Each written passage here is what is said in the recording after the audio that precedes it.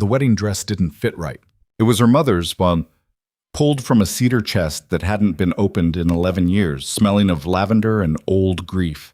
The hem dragged 2 inches too long on the left side, and the lace around the collar had gone yellow at the edges, the way things do when they've been waiting too long for something that never came.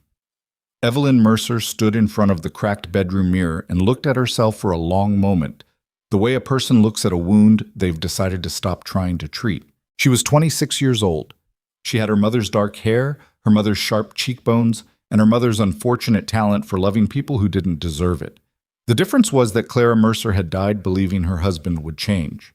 Evelyn had stopped believing in that particular miracle sometime around her 14th birthday, when she learned that the sound of a door slamming hard enough could rattle the whole house, and still mean nothing would be different in the morning.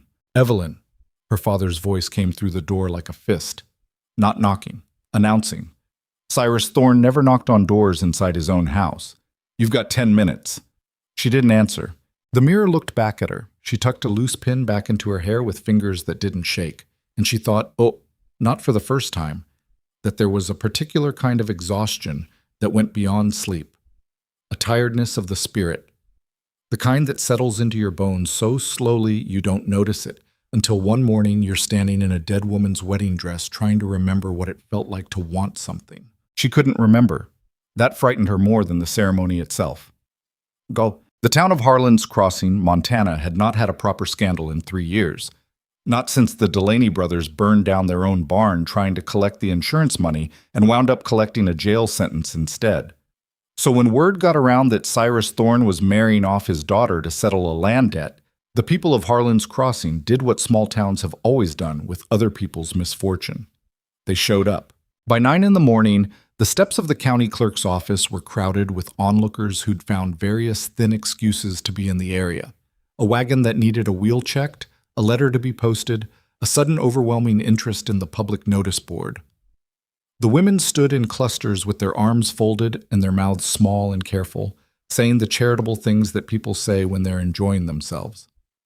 Such a shame. Poor girl. Well, what can you do? The men mostly just watched, the way men watch things they're not going to stop. Martha Holt, who ran the dry goods store and had known Evelyn since she was a girl with mud on her boots buying penny candy, stood at the edge of the steps with her hands clasped tight in front of her. She'd debated whether to come. She'd told herself she was only here because she had a delivery to make. She watched the road from the north where Cyrus Thorne's wagon would appear, and she felt the specific sick weight of a person who knows something wrong is happening and cannot figure out what to do about it. "You know the man she's marrying?"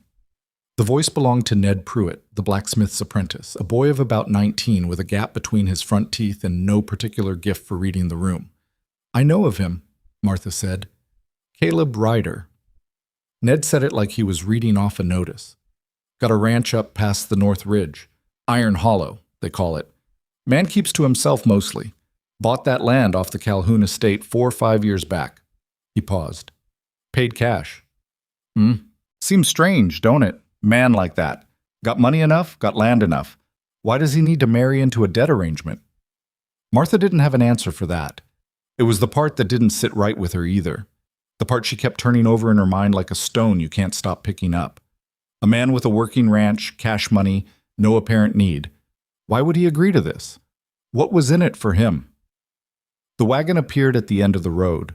Everyone straightened a little, the way people do when the thing they've been waiting for finally arrives, even when they know it's going to be unpleasant. Evelyn Mercer sat in the back of the wagon on a wooden bench that had no cushion and had never had a cushion, because Cyrus Thorne considered cushions an extravagance bordering on moral weakness. She sat with her hands folded in her lap and her back straight, and her eyes on the mountains in the distance, which were the blue-gray color of old iron this time of year, still wearing their winter caps well into March. She had stopped looking at her father sometime during the drive. He sat up front with the reins, talking. Cyrus Thorne was a man who talked at people rather than to them, and the distinction was significant. He was telling her, for the 3rd time that morning, how fortunate she ought to feel. How a different father might have let her work off the debt herself, in ways she wouldn't have liked. How he'd arranged a respectable solution. How she ought to be grateful. She was not listening. She'd gotten very good at that over the years, the art of being present in her body while sending her mind somewhere else entirely. To the mountains, to the memory of the creek behind the house where she used to catch crawdads as a girl before she understood what kind of man her father was.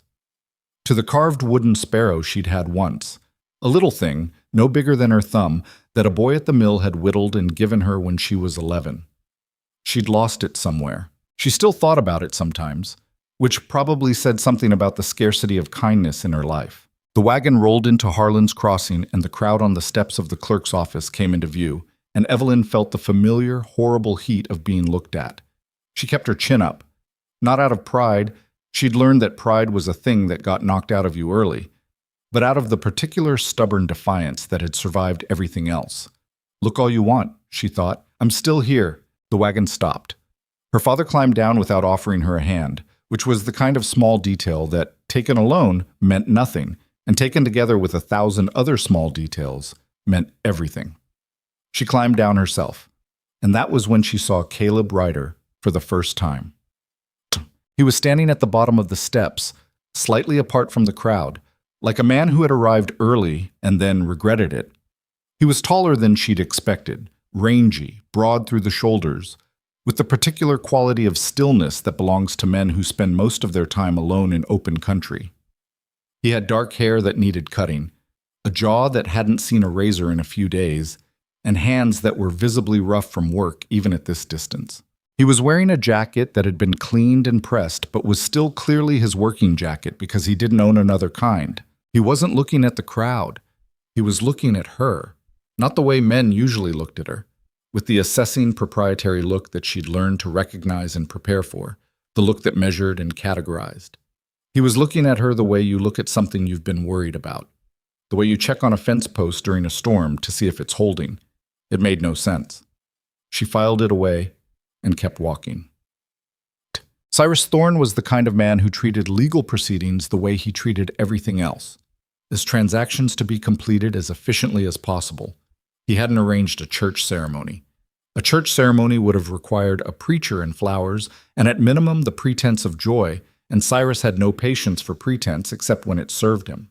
The county clerk's office was fine, papers, signatures, done. The clerk, a narrow little man named Aldous Fitch, who had the energy of someone who deeply wished he worked somewhere else, shuffled through the documents with the speed of a man trying to get an unpleasant task behind him. Caleb Ryder signed his name with a hand that didn't hesitate. When the pen was passed to Evelyn, she held it for just a moment. She looked up, not at her father, at Caleb. He was watching her, that same direct, careful look. There was nothing triumphant in his face, no satisfaction, no possessiveness. If anything, he looked braced for something, like a man standing in a cold wind who's decided not to flinch. She signed her name. Evelyn Mercer became Evelyn Ryder in a room that smelled like pipe tobacco and old paper, with her father shaking the other man's hand across her as though she were a contract that had already been filed. Outside, on the steps, Martha Holt watched them emerge and felt the knot in her chest pull tighter. Evelyn caught her eye for just a second. Something passed between them. Not words, not even a clear expression, just the acknowledgement that two people sometimes exchange when they both understand that the world is constructed in ways that are not fair, and there is very little either of them can do about it right now. Then Evelyn turned and followed her new husband to his wagon, and the crowd began slowly to disperse, and the show was over. They drove north. Cyrus Thorne's wagon turned east at the crossroads, back toward his land, without a backward glance. He had his agreement signed and his debt cleared, and he was done with the morning. Evelyn watched the wagon go from the bench of a different wagon entirely, and she noticed, almost clinically, the way you notice the weather, that she felt nothing. Not relief, not grief, not the complicated ache she might have expected from watching her father drive away from her wedding. Just nothing. The nothing felt significant. She turned back to face the road ahead. Caleb Ryder drove the way he did everything else she'd observed so far. Quietly, without unnecessary motion, with the unhurried competence of someone who had done this particular thing 10,000 times and didn't need to think about it. The horses, a matched pair of bays with good legs, knew the road and didn't need much managing. He let them work. His eyes moved between the road and the tree line in the slow, habitual scan of a man who understood that the frontier announced its problems in advance if you were paying attention. He didn't speak. She didn't speak. The silence had a texture to it, not the aggressive silence of two people who have things to say and are refusing to say them, but the more peculiar silence of two strangers who have just been bound together by paperwork and are in the process of trying to figure out what, exactly, that means in practical terms. After about 20 minutes, she decided to test it. "How far is your ranch?" she asked. He glanced at her. "About 2.5 hours. More if the creek's high. We'll need to cross it twice." He paused. "You comfortable? There's a blanket behind the seat if you're cold." She hadn't known there was a blanket. She looked and found it. Heavy wool, folded neatly, clearly placed there on purpose. She took it without comment and spread it across her lap because it was in fact cold, the March wind coming off the mountains with a blade in it. "Thank you," she said. He nodded once and returned his attention to the road. She watched him from the corner of her eye the way you watch something that could be dangerous, and you're not sure yet. He wasn't what she'd built in her head. She had prepared herself for a version of her father, a man who wanted control, who had purchased this arrangement because it suited him, who would begin establishing the terms of her subjugation before the wagon was out of Harlan's crossing. She'd been assembling her defenses for weeks. He wasn't doing any of that, he was just driving. It unsettled her more than the other version would have. "What do you raise?" she asked an hour into the drive. She'd been trying to construct a map of what her life was going to look like, and ranching was a practical starting point. "Cattle, mostly. Some horses. I've got a small kitchen garden. It's not much. I'm not a patient enough man for gardening." He said this without any apparent embarrassment, which she found slightly strange. Most men she'd known wouldn't admit to an inadequacy that casually. "The cattle are the real work. I've got a hand who comes for the heavy seasons. Fellow named Garrett, good man, knows what he's doing. Rest of the time, I manage it alone." "How much land?" 400 acres, mostly pasture, some timber in the north section. Good water. There's a spring up by the ridgeline that runs all year. She absorbed this. 400 acres, cash buyer. The Calhoun estate, which she'd known slightly from when old Warren Calhoun was alive, was decent land. Not the best in the county, but far from the worst. The man beside her had built something real, working alone.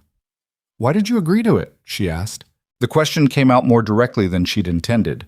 In her head it had been a gentler probe, a working around the subject kind of question. Out loud it was blunt and a little sharp, and it hung in the air between them. He didn't answer immediately. He watched the road for a moment, or seemed to. Then he said, "That's a fair question." "I know it is. That's why I asked it. Something moved at the corner of his mouth. It wasn't quite a smile. "I needed a wife," he said. "Running a ranch alone for 5 years gets long." He stopped, seemed to consider this explanation, and she could see him deciding it was insufficient. "And the arrangement was one I could agree to. You could have found a wife without buying one." "Maybe." He said it simply, without defensiveness. But this was the opportunity that came. She didn't believe that was the whole truth. She also recognized that she'd gotten more candor from him in 2 hours than she'd gotten from most people in years, which was its own kind of troubling.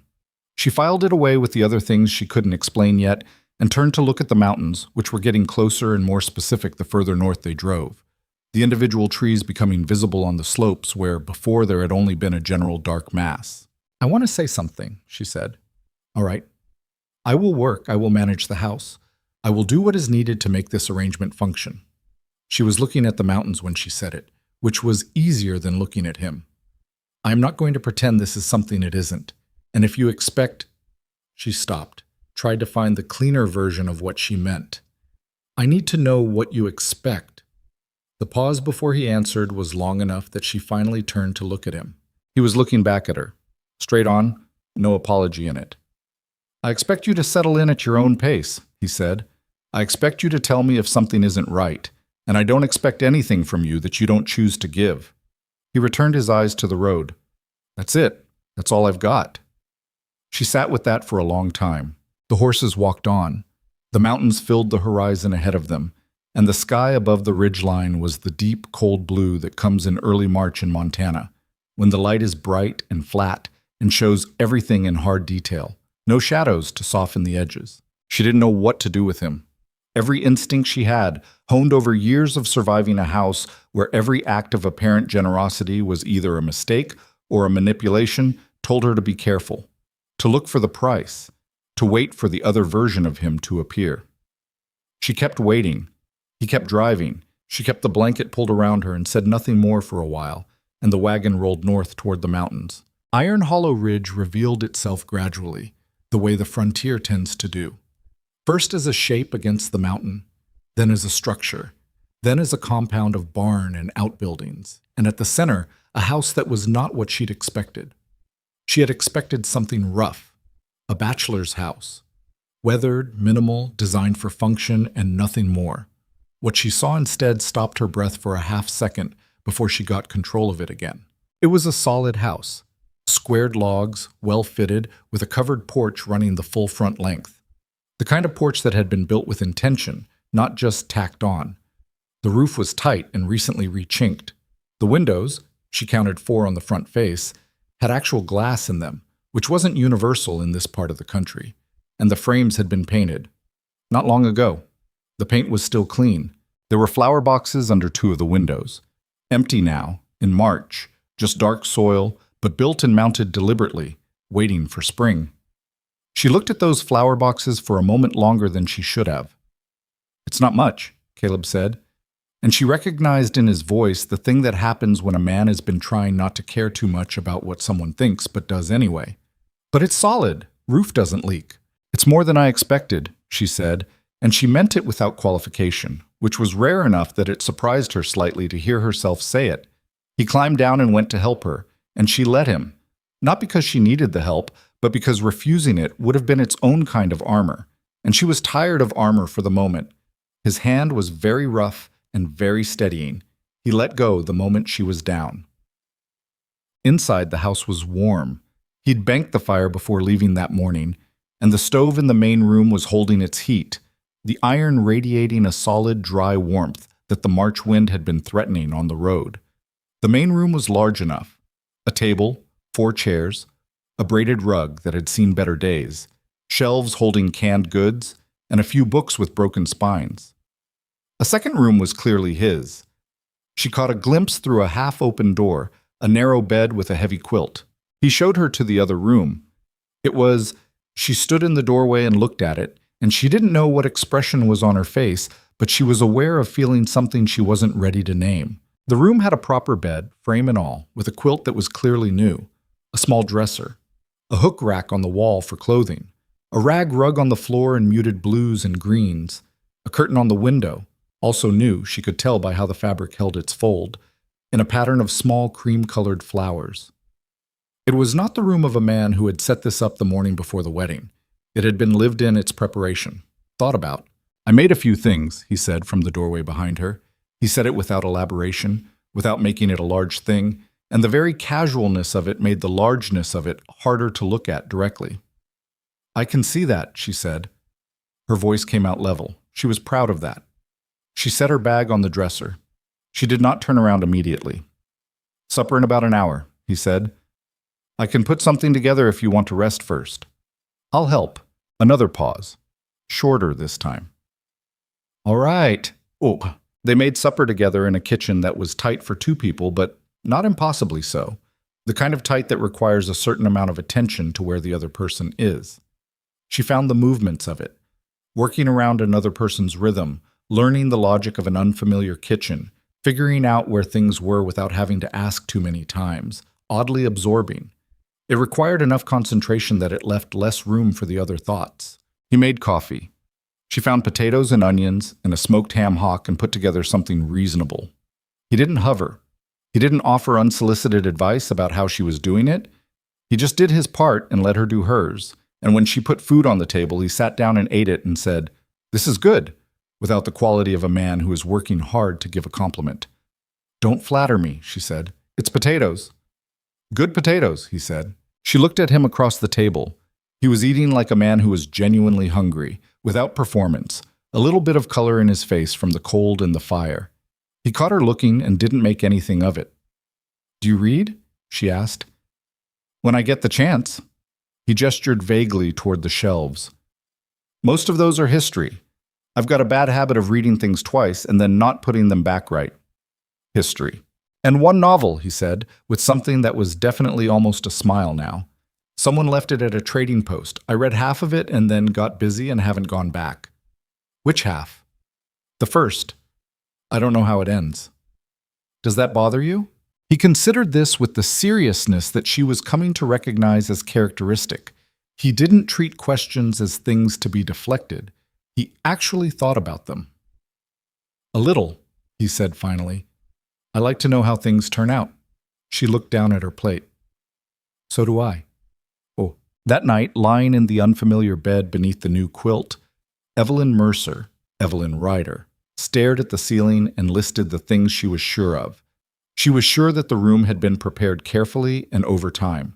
She was sure that the man in the other room had said nothing to her that was cruel, possessive, or demanding. She was sure that she didn't know what to do with any of that. She was sure that the flower boxes under the windows had been mounted by someone who expected, or at least hoped, that a woman would live there who might want flowers.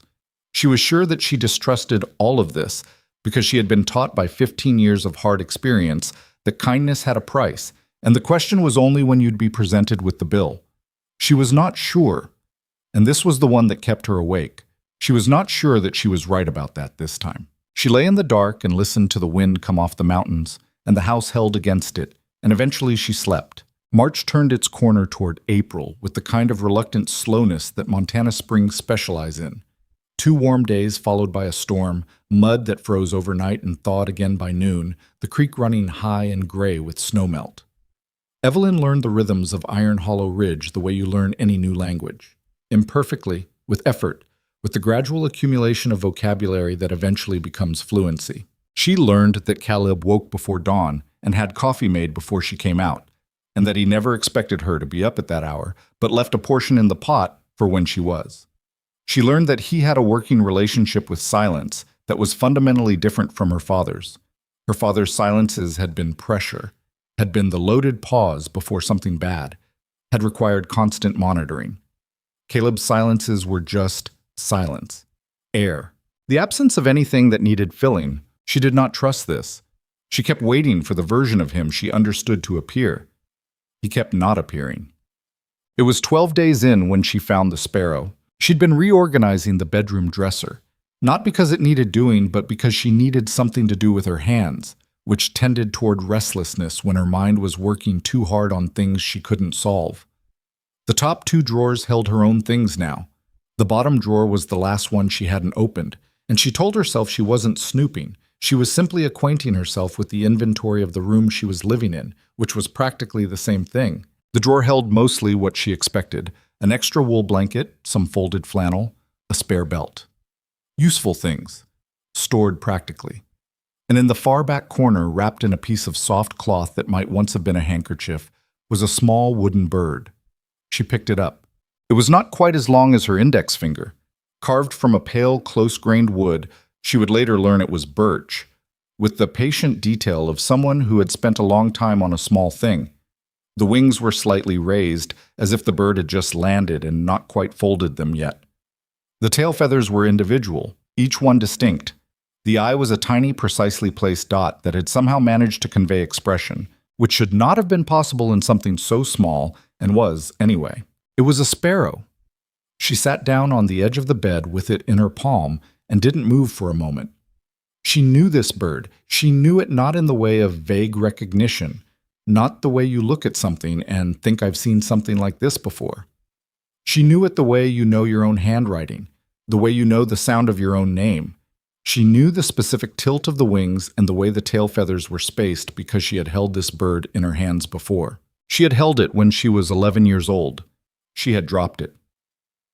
The memory came back in pieces, the way memories do when they've been in storage long enough to lose their edges. The mill on the south side of Harlan's Crossing, where her father had sent her to pay a bill because he'd had better things to do that afternoon.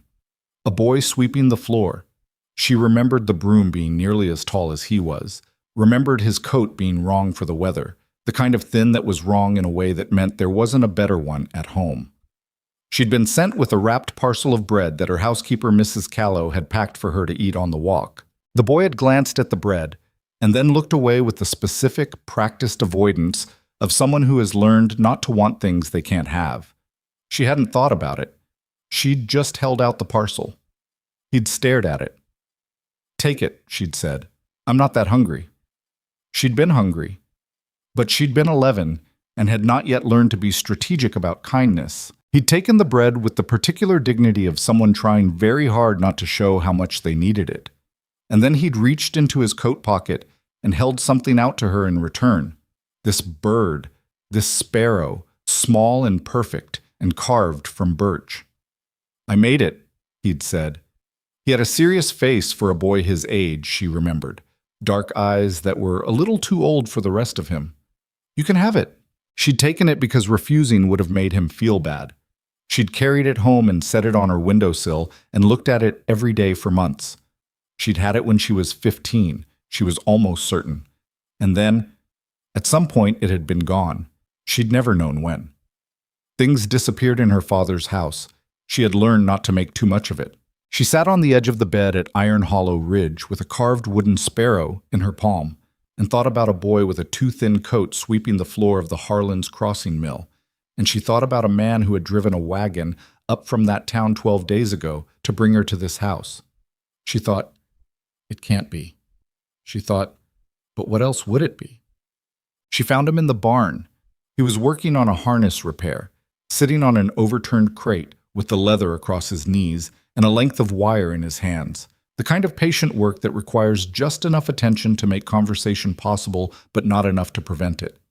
He looked up when she came in, and she thought she saw something shift in his face, a recognition of what she was holding, maybe, or of what was coming. She held out the sparrow. He looked at it for a long moment without speaking. "I found this in the bedroom dresser," she said. "Back corner, bottom drawer." "It's a sparrow." "It is," he said carefully. "I had one like it once." She kept her voice even. She was very focused on keeping it even. "When I was 11, a boy gave it to me at the mill in town. I lost it at some point. I never knew when." She paused. "This is the same bird, isn't it?" He set down the harness. He set down the wire. He placed his hands on his knees and looked at the middle distance between them for a moment. And she could see him choosing. Could see the specific quality of a man deciding whether this is the moment. "Where did you get it?" she asked. "You dropped it," he said, "when you gave me the bread." The barn was quiet.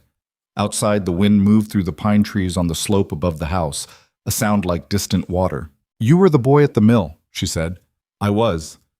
"And you kept it?" "Yes." She looked at the sparrow in her palm. "For 15 years. He didn't answer that. He didn't need to. She left the barn without another word. Not because she was angry. She tried to examine herself as she walked back to the house, and she didn't find anger exactly. She found something more complicated and harder to name, the thing that happens when reality rearranges itself around a new piece of information and all your previous maps stop working. She sat at the kitchen table with the sparrow in front of her and her hands flat on either side of it and tried to think clearly. A boy who had been given bread once. Once. A single act. A small and thoughtless kindness from a hungry 11-year-old who hadn't even meant anything particular by it. That boy had kept the thing she'd dropped, had kept it through whatever years had followed, through whatever had made him the man now sitting in the barn, had kept it and brought it here and placed it in the back of a drawer in the room he'd prepared for her. Why? Because you don't carry something for 15 years and put it in the back of a drawer by accident. Because the room hadn't been built in a hurry. Because the flower boxes were there before she arrived. Because she stopped herself. She was aware that she was building a structure of reasoning that arrived somewhere she wasn't certain she was ready to go. And she had a practitioner's knowledge of how dangerous it was to want a particular conclusion. She picked up the sparrow. It was the same bird, the same specific tilt of the wings. She had no doubt about that. What she had doubt about was what it meant, what it was safe to let it mean. She set it on the windowsill above the kitchen sink, where the light hit it in the afternoon, and she went about the rest of the day with the particular focused industry of a woman who needs her hands occupied because her mind is working on something she can't yet look at directly. At supper, Caleb sat down across from her and she put food on the table and they ate, and she was aware of him being careful, measuring something, uncertain in a way he hadn't quite been uncertain before. Like a man who's made a move he can't take back and is waiting to find out what it costs. "You kept it all this time," she said. Not a question, not an accusation, just a fact that needed to be said out loud. "Yes," he said. She looked at him across the table. He met her eyes and didn't look away, and she searched his face for the things she was used to finding. The calculation, the performance, the version of kindness that was really just another form of control. She looked for a long time. She didn't find it. What she found was harder to deal with, actually.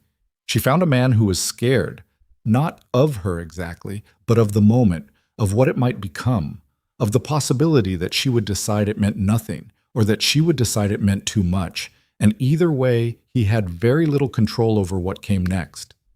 She recognized that fear. She'd lived in it for years, the fear that you've shown your hand to the wrong person. "I don't know what to do with this," she said. "I want you to understand that. I can't just—" She stopped, started again. "I don't know what you're hoping for." "I'm not hoping for anything in particular right now," he said. "I'm just hoping you don't leave." She looked at him. "I know that's a strange thing to say," he said, "given the circumstances." "It is," she said. "A little." "I know." They sat with that. The fire moved in the stove. The wind came off the mountains, as it always did, without regard for anything happening beneath it. "I'm not leaving," she said finally. "I don't have anywhere to go." He nodded. He accepted this for what it was. Not a declaration, not a resolution, just the truth of the situation as it stood. He had asked for nothing more than that. She ate the rest of her supper. After she'd gone to bed, she lay again in the dark with the sound of the wind and the solidity of the house around her, and she thought about a boy with a too-thin coat who had been given bread once and had spent 15 years building something in return. She thought about what that meant, if she let it. She wasn't ready to let it, not yet, but she thought about it for a long time before she slept. The sparrow stayed on the windowsill above the kitchen sink. Evelyn hadn't made a decision about it, exactly. She'd set it there the evening she found it, and then she'd simply never moved it. And after a few days, it became part of the landscape of the kitchen, the way things do when nobody disturbs them. The coffee pot on its hook, the blue enamel bowl she used for bread dough, the carved wooden bird with its wings half raised, catching the afternoon light when it came through the glass at the right angle. Caleb never mentioned it. She noticed that he noticed it, the small, deliberate way a person doesn't look at something they're very aware of. But he kept whatever he was thinking about it to himself, which she was coming to understand was characteristic of him. He didn't push on things. He left space around them and let her fill it or not as she chose. She didn't know yet whether that was a virtue or a strategy. She was leaning toward virtue. She didn't fully trust the lean. April moved in with mud and fitful warmth and the first stubborn green things pushing up through the cold soil along the south-facing slopes. The cattle were coming out of winter thin and hungry, and Caleb was up before light most mornings to check the pastures and move the herd. She would hear him, the quiet sounds of a man trying not to wake someone, boots on the board floor, the soft complaint of the front door, and then silence and the smell of the coffee he'd left on the back of the stove. She started getting up earlier, not to see him before he left, or not exactly, more because the habit of waiting felt too passive, and she had always done better when she had something to do with her hands. She started with the kitchen garden. It was, as he'd described it, not much, a plot of ground on the south side of the house that had been attempted and then given up on, the raised beds half collapsed, the soil compacted and weedy, the remnants of last year's efforts brown and uninstructive. She looked at it for 2 days before she did anything, walking around it in the morning with her coffee, the way you circle a problem you're deciding whether to bother with. On the third day, she got a shovel. She wasn't a gardener by training. Her mother had kept a kitchen garden when she was very small, before the years of managing Cyrus Thorne had used up everything that wasn't essential to survival. What Evelyn knew came from those early years. Tomatoes needed staking, beans wanted something to climb, you turned the soil before you planted, and you kept the weeds honest. It was enough to start. She was working on the second raised bed, breaking up the compacted soil with more force than strictly necessary, when she heard Caleb come back from the morning check. She didn't look up. She was in the middle of a particularly resistant root system, and she was winning. His boots stopped at the garden edge. "You don't have to do that," he said. "I know I don't have to." She worked the root loose. "I want to." A pause. "That bed's been ignored for 2 years. The soil's going to need manure and compost, I know." She sat back on her heels and looked at the overturned earth. "You have manure. I have manure," he agreed, in the tone of a man who finds this development unexpected but not unwelcome. "I'll bring some up from the barn." "Thank you." He brought the manure. He didn't stay to help unless she asked, which she found she appreciated more than assistance would have been.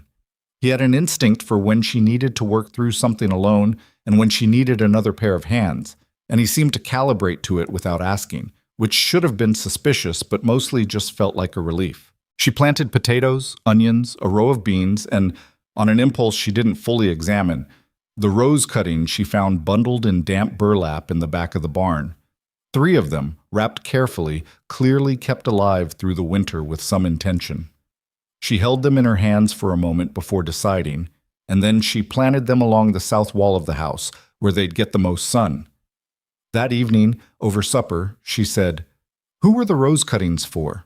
He looked up from his plate. Something moved in his face, there and then controlled, the way a person controls an expression they didn't mean to let out. "The house," he said. She looked at him. "I thought they'd look well along the south wall," he said. "In summer." She thought about the flower boxes under the windows, also empty, also waiting. She thought about the curtains with the small cream flowers, folded crisply in their newness. She thought about a man who had spent 5 years alone on a ranch and had nonetheless kept rose cuttings alive through a Montana winter. "For the house," she said. "That's what I said." She returned to her supper. She was aware of the inadequacy of his explanation, and she was aware that he knew she was aware, and neither of them did anything about it, and somehow that was its own kind of honesty. The hand named Garrett came for the first time in mid-April. A compact, weathered man of about 50, with a face like old saddle leather and the economy of movement of someone who had been working with livestock since before he was fully grown. He arrived on a Monday morning with a bedroll and a mule and set himself up in the small room off the barn that Caleb kept for the purpose, and he worked the long days that the spring calving season required without complaint or conversation beyond what was strictly operational. He looked at Evelyn the first morning with the careful assessment of a man who has worked for someone long enough to have opinions about their life, and then he said, "Ma'am," and went to work, and that was the full extent of his introduction. She appreciated the lack of ceremony, but she caught him watching her sometimes, not in a threatening way, more in the way of someone trying to figure out how a new element fits into an existing system. She understood it. She was doing the same thing herself. About a week into calving season, Evelyn was coming back from checking the garden when she found Garrett sitting on the fence rail of the near pasture, watching a cow who was having a slow go of it. He acknowledged her presence with a slight nod and said nothing. She leaned on the fence rail and watched the cow with him. After a while, he said, without looking at her, "He fixed that gate twice." She wasn't sure what he meant. "Which gate?" "That one." He nodded toward the garden gate, which she had repaired 3 weeks ago because it was hanging crooked and it bothered her. "He fixed it when he moved in, and then it came loose again, and he fixed it a second time. I told him to just replace the hinge. He said he would get to it." A pause. "He didn't get to it. You did." "It needed doing," she said. Garrett looked at the cow. "He's a careful man," he said, in the tone of someone who is not talking about gate hinges. "Takes his time with things, more patience than most." Evelyn kept her eyes on the pasture. "I've noticed." "Doesn't say much." "I've noticed that too." Another long pause. The cow moved, restless. Garrett dropped off the fence and went to her, slow and steady, talking in the low murmur that worked better than anything else. He didn't say anything else to Evelyn that afternoon, but she stood at the fence for a while longer, thinking about what he'd said. About a man who fixed a gate twice. About patience. She found the books the second week of May. She'd been reorganizing the shelf in the main room. The books Caleb had mentioned, the history volumes with their broken spines, and behind two of the taller ones, pressed flat like they'd been hidden or just forgotten, were three notebooks.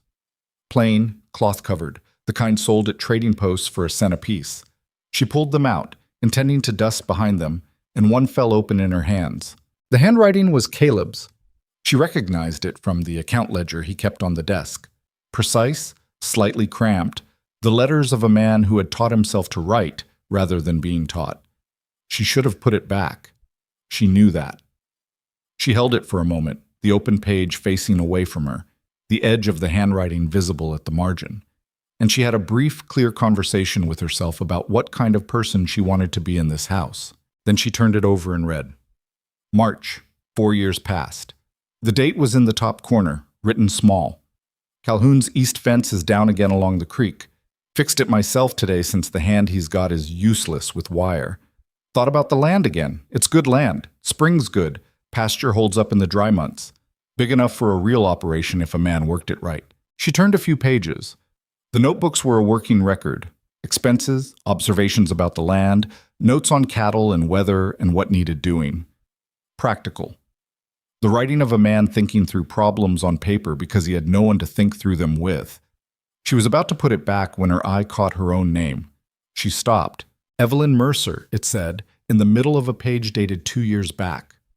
Nothing else on that line.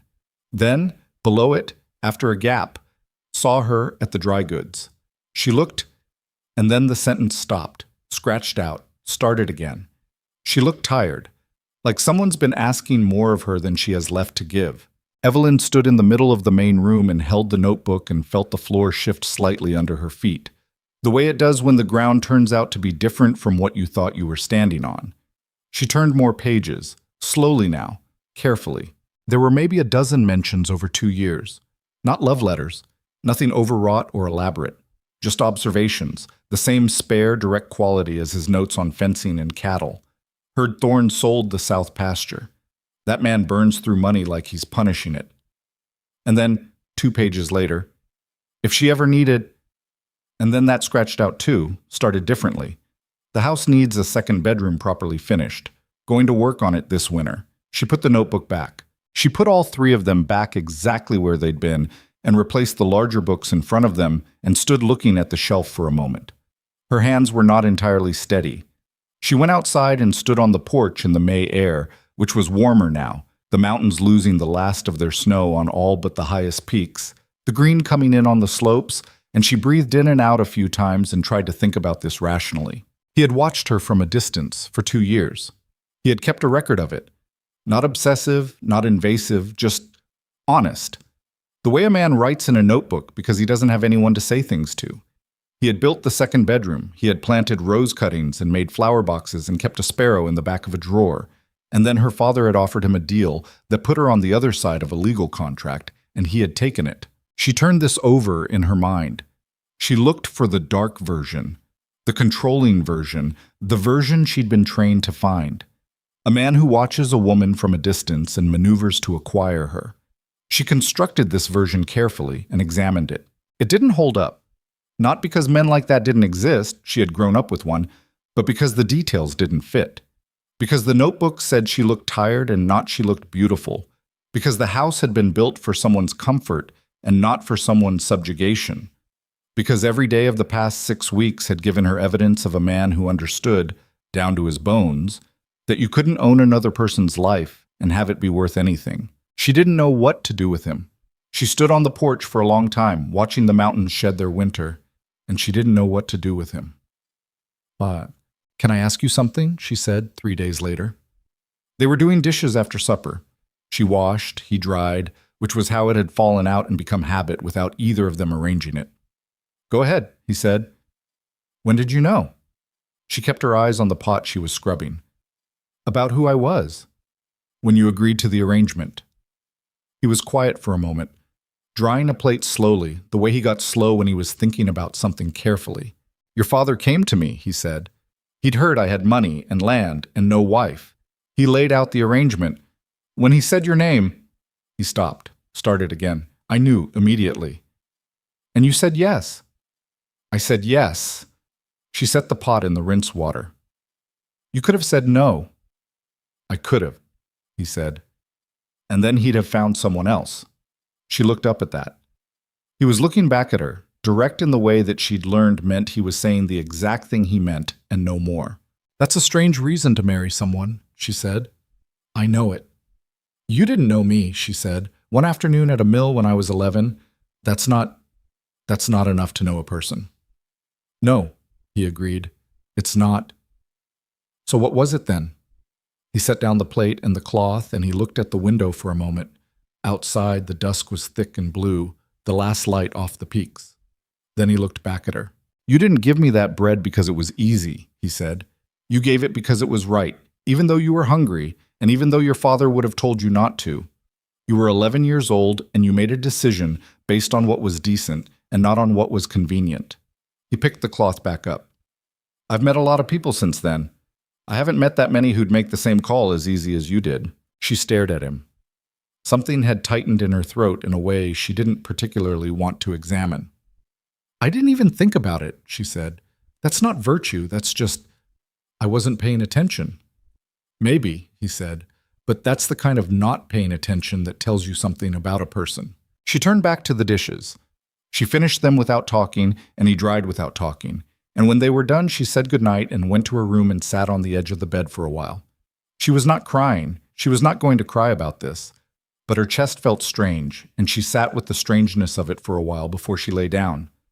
The sparrow was still on the windowsill in the kitchen, catching no light now in the dark, but there. The thing about Evelyn Mercer, Evelyn Ryder, was that she knew her own damage. She'd had enough years to take inventory of it. She knew she flinched from unexpected kindness the way other people flinched from unexpected blows, because in her experience the two had been difficult to distinguish in advance. She knew she looked for exits. She knew that her instinct in any situation that felt like warmth was to find the draft coming in around the edges and prepare for it to get colder. She knew all of this, knowing it didn't make it easy to stop.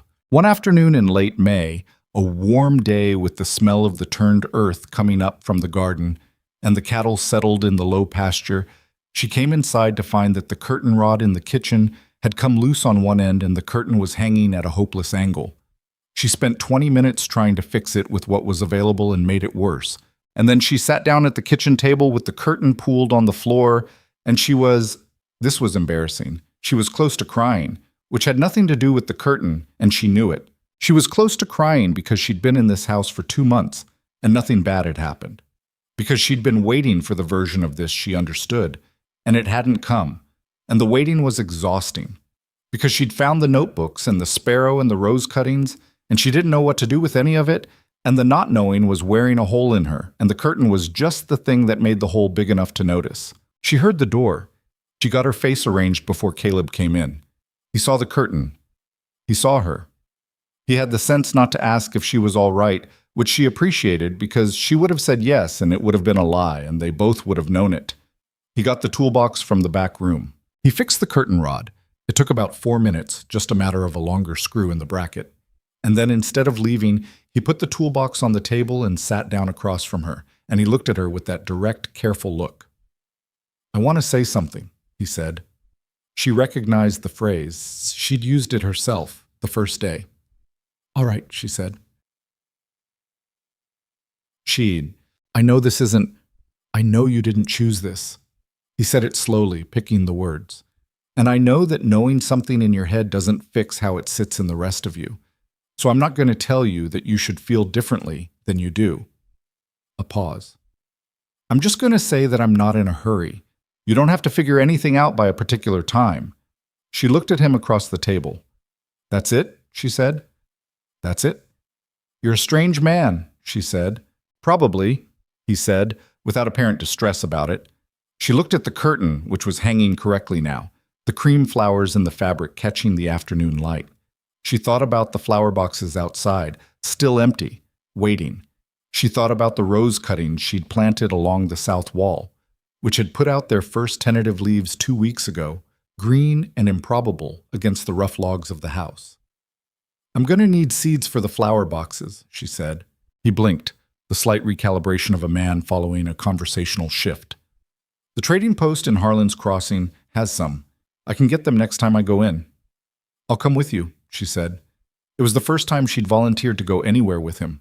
He absorbed this with the same quiet he applied to everything, but she saw something ease in his face. A small release, like a held breath let go carefully, so as not to make too much of it. All right, he said. She stood up. She picked up the toolbox and put it back in the back room because she was in that direction anyway. When she came back through, she stopped in the kitchen doorway. Caleb, she said. He looked up from where he'd stayed seated at the table. The notebooks, she said. She let it sit there, neither an accusation nor a dismissal, just a fact between them. The color that came up in his face was not performance. She was certain of that. It was the involuntary flush of a man who has been found out and is choosing to stay found rather than retreat. I should have, he started. They're your notebooks, she said. In your house. I shouldn't have read them. She paused. But I did. He said nothing. He waited. The bedroom, she said. The curtains, the flower boxes, the roses. She listed them without particular emphasis. You built all of that before I came. Yes, he said. You were hoping. He looked at her steadily. Yes. She nodded once, slowly, the way you nod when you've confirmed something you suspected and needed confirmed. I'm not ready to know what to do with that, she said. I know. But I wanted you to know that I know, so we're not… She moved her hand slightly, a gesture for whatever the opposite of honest is. So we're not pretending. All right, he said, we're not pretending. She went out to check the garden before the light went, and he stayed at the table for a while. And when she came back in, he was starting supper, and they moved around the kitchen in the easy, slightly awkward proximity that two people develop when they are learning each other's patterns, and neither of them said anything more about it that night. But when she passed the window on her way to her room, she paused for just a moment and looked at the sparrow on the sill. The wings half raised, the patient, specific eye. She left it where it was. Outside, the mountains held the last color of the sunset on their high faces, the peaks going gold and then rose, and then the deep, still blue of a May evening in Montana. And the ranch below them was quiet, and the roses along the south wall were alive and putting out new leaves, and the house held its warmth against the cooling night the way it always did, steadily, without drama, like something that was built to last. They went to Harlan's Crossing on a Thursday, the last week of May, when the road had dried enough from the spring mud to make it passable without losing a wheel. Evelyn had been to town exactly once since the wedding, a brief, functional trip with Caleb 3 weeks in to collect the last of her things from her father's house. That visit had been surgical in its efficiency. They'd arrived, loaded the 2 trunks that constituted the sum total of her portable life, exchanged no words with Cyrus Thorne beyond the minimum required, and left. She had not looked back at the house as the wagon pulled away, and she had been proud of herself for that, and a little sad that it was something to be proud of. This trip was different. This trip she had chosen. She sat on the wagon bench beside Caleb with her hands in her lap and watched the country open up as they came down from the ridge. The wide valley with its new grass, the creek running clear and fast with the last of the snowmelt, the mountains behind them going blue in the morning light. It was a good country. She had always known that in the abstract, the way you know things about a place you've lived your whole life without really seeing it. But something about the last 2 months had sharpened her vision, and she found herself noticing the specific quality of the light on the grass, the way the mountains changed color through the day, the small and ordinary beauty of a world that had been going about its business regardless of what was happening in her life. You're quiet, Caleb said. I'm usually quiet. You're a different kind of quiet today. She glanced at him. He was watching the road, but there was something attentive in his profile. What's the difference? Most mornings you're quiet because you're thinking about something specific. Today you look like you're just… He paused, searching for it. Looking. She turned back to the valley. Is that allowed? Didn't say it wasn't. She almost smiled. It still surprised her when that happened. The almost smile. The thing that came up without her planning it. She was not a woman who smiled easily, hadn't been for years, and the fact that it kept trying to happen around this man was something she was still in the process of deciding what to think about. It's a good valley, she said. It is, he agreed, and there was a quiet satisfaction in his voice that had nothing to do with showing her anything or making a point. Just a man who liked the land he'd chosen. They rode the rest of the way in the comfortable kind of silence that had become their default. Not empty, not loaded, just the natural quiet of two people who had run out of the need to fill space with noise. Harlan's Crossing. On a Thursday morning had the particular energy of a working town midweek. Purposeful, unglamorous. People moving between errands with the efficiency of folks who had too much to do to linger. Evelyn felt the eyes on them as the wagon came down the main street, felt the slight recalibration that happens in a small town when something they've been watching from a distance comes back into view. She kept her posture and her expression neutral and reminded herself that she had done nothing to be ashamed of, which was more than could be said for everyone watching. They stopped at the trading post first. The seeds were in the back, in small paper packets arranged in a wooden box. Tomatoes, squash, the marigolds she'd been thinking about for the flower boxes, some sweet peas that she had no practical reason for wanting and wanted anyway.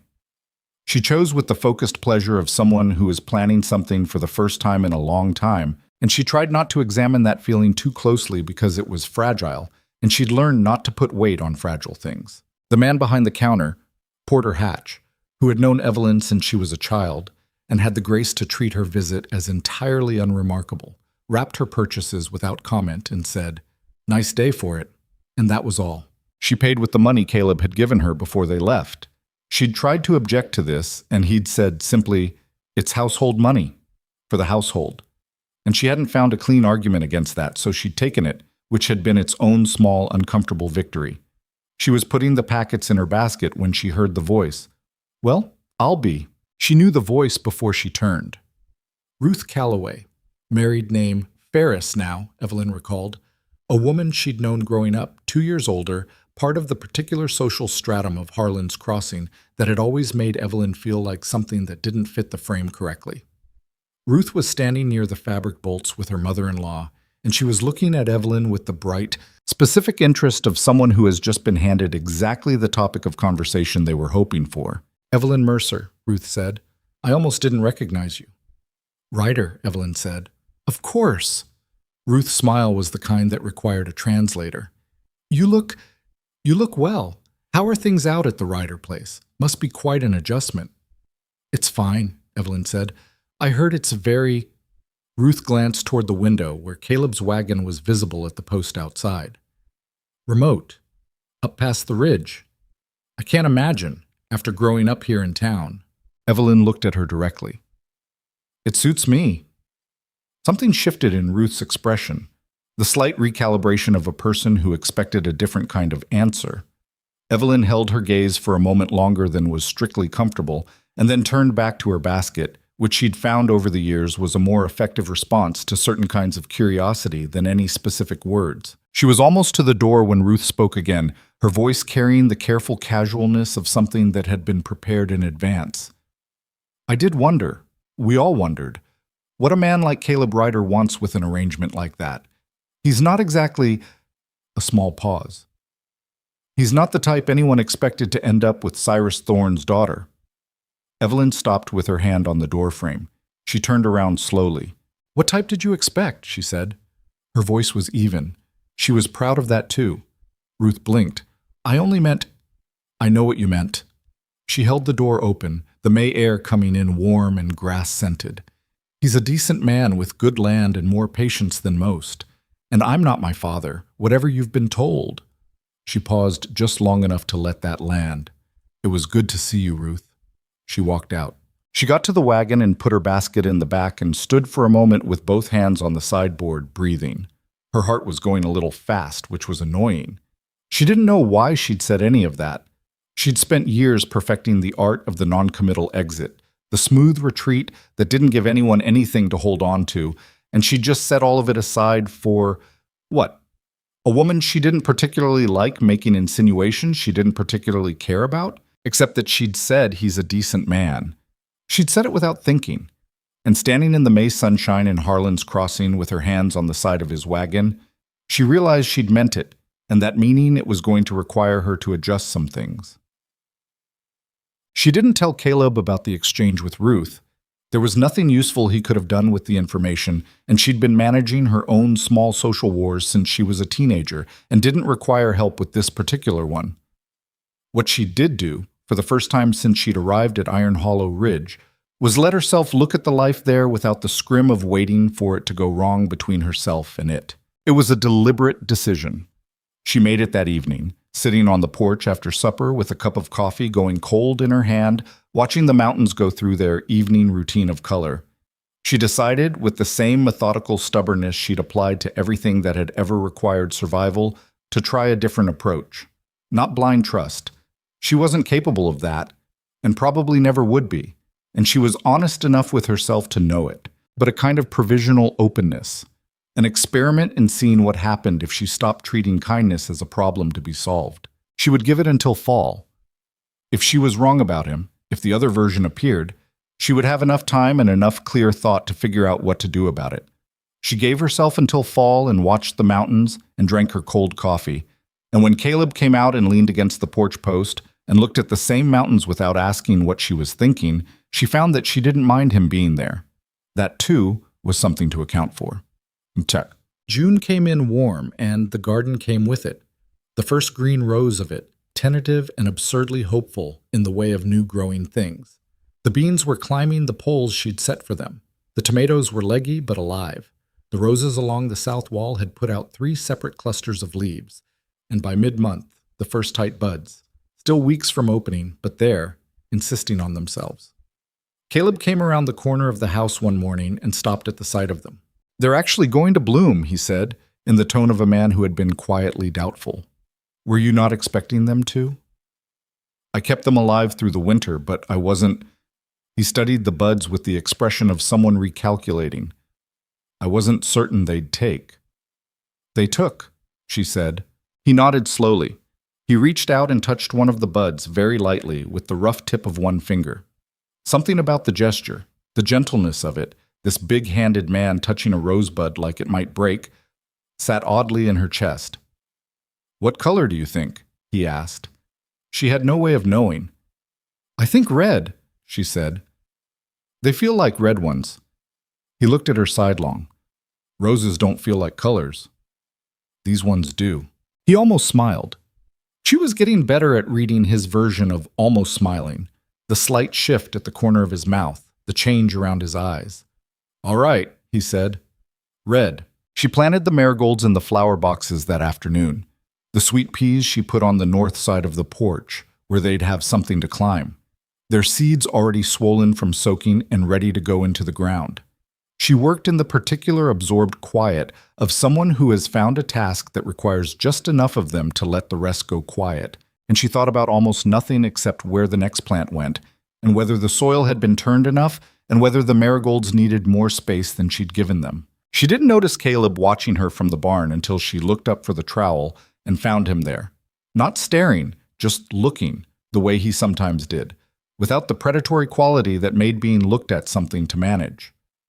He looked away immediately when she caught him, back to whatever he'd been doing.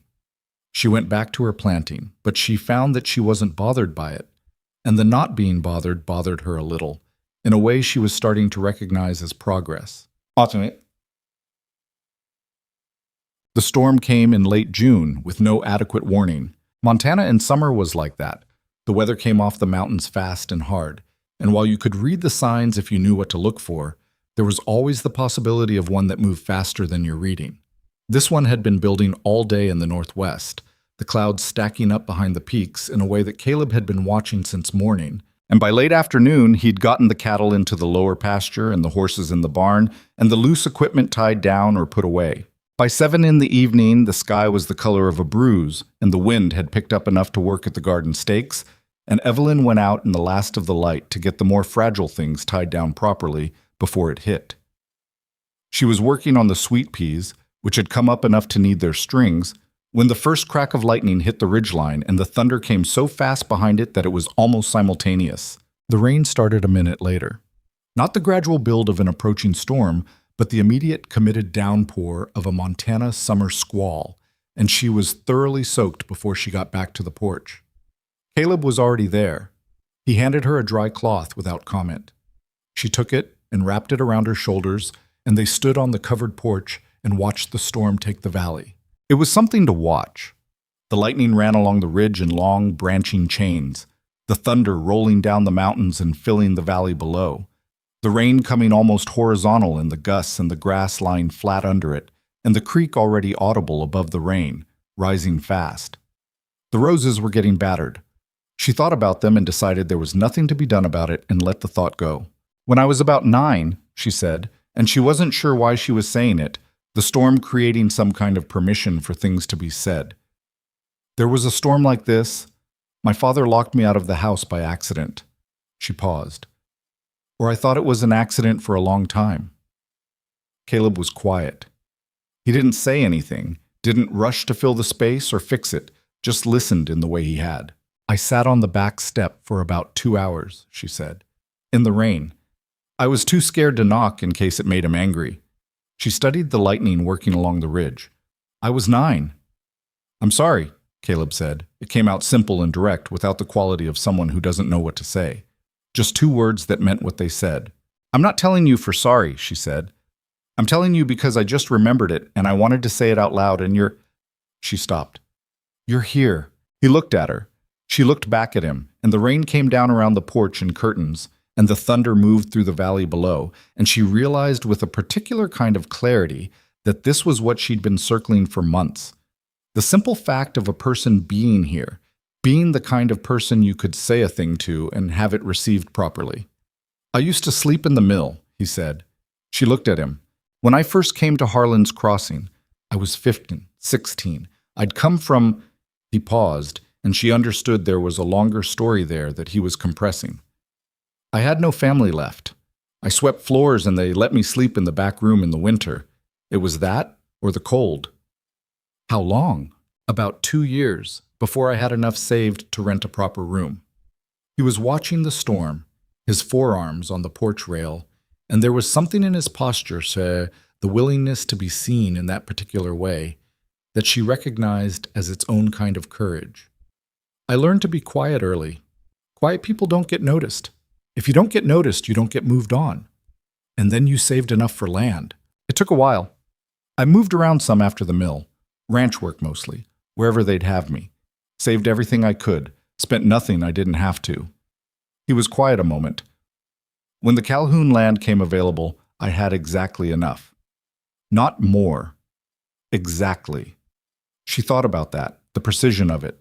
Everything calculated and worked toward over years, nothing wasted, nothing assumed.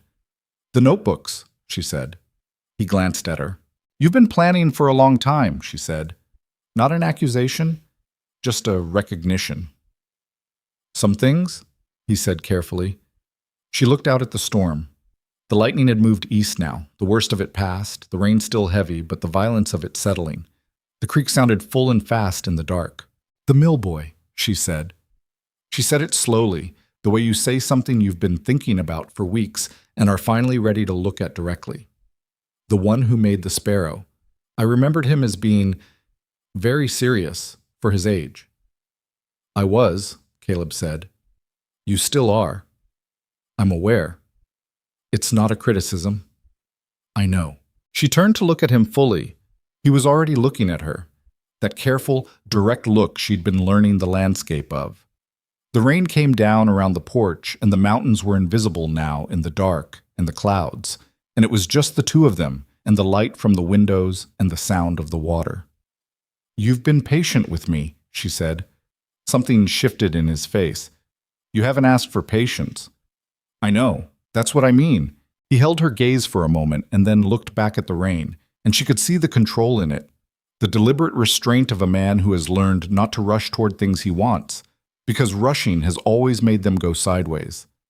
I had a nightmare last week, she said, about my father's house. He looked at her again. I woke up and I didn't know where I was for a second. She turned her coffee cup in her hands. She'd brought it out before the rain, hadn't drunk it. It was cold. And then I heard the creak and I remembered. She paused. It was a relief. Remembering where I was, I haven't felt that before. Not about a place. He was very still beside her. I'm not making you a promise, she said, because she needed that to be clear. I just wanted to say it, because we're not pretending. We're not pretending, he agreed. His voice was quiet. She went inside a few minutes later when the rain started to ease. She made fresh coffee. The old cup had gone cold. And when Caleb came in off the porch, she had a cup on the table for him without having made a thing of it, and he sat down and took it, and they sat on opposite sides of the table and listened to the storm finish its work on the valley, and neither of them needed to say anything about any of it. It was Garrett who warned her 5 days after the storm. He was straightforward about it, the way he was about everything, with the directness of a man who has decided that life is too short for working up to things. He found her at the garden in the morning and stood at the edge of it with his hat in his hands, which she'd learned was his version of formal, and he said, "Your father sent a man up yesterday, when you and Caleb were in the south pasture." She stood up from where she'd been weeding. "What man?" "Fellow named Wick. Works for your father." He turned his hat in his hands once, rode up, looked around, rode back. Didn't say anything, just looked. I watched him from the barn. She felt something cold settle in her chest. Not panic. She knew what panic felt like, and she managed it better than she once had, but the specific chill of recognizing a thing she'd been hoping wasn't coming. "Did you tell Caleb?" "Told him last night." He put his hat back on. "He knows." She nodded. She went back to the weeding because her hands needed something to do. "Your father's the type," Garrett said, and he said it without any particular heat, just assessment, who doesn't let go of things he thinks belong to him. "I know what he is," she said. "I know you do." He paused. "Just wanted you to know I've seen it coming, so you're not the only one watching." He went back to the barn. She watched him go and thought about a man in his 50s who worked hard seasons for wages and had still thought it was his business to stand at her garden edge with his hat in his hands to tell her she wasn't alone in this. She pulled another weed and felt the tightness in her throat that she was apparently going to keep having to deal with whenever this particular lesson kept demonstrating itself. She found Caleb in the barn that evening. "Garrett told me," she said, "about the man my father sent. He was checking the harness they'd repaired, running it through his hands, testing the mended section. He set it down. I was going to tell you tonight. Why didn't you tell me yesterday?" He looked at her evenly. "I was trying to figure out whether there was something to do about it before I worried you." "You shouldn't make that call for me," she said. "I'm not someone who needs protecting from information." He held her gaze for a moment, then nodded once, slow. "You're right. I'm sorry." She hadn't expected the apology to come that fast or that simply. She'd been prepared for a defense, an explanation, the particular male reasoning that insulated poor decisions in the packaging of good intentions. He just said he was sorry, and meant it, and once again she didn't know what to do with him. "He'll come himself," she said, "eventually." "I expect so." "He's going to want something." She thought about it, the calculation her father's mind would be running. The cleared debt, yes. But Cyrus Thorne had never been a man who stayed satisfied with what he'd already gotten. He would look at the land, at the cattle, at what Caleb had built, and he would begin to see angles.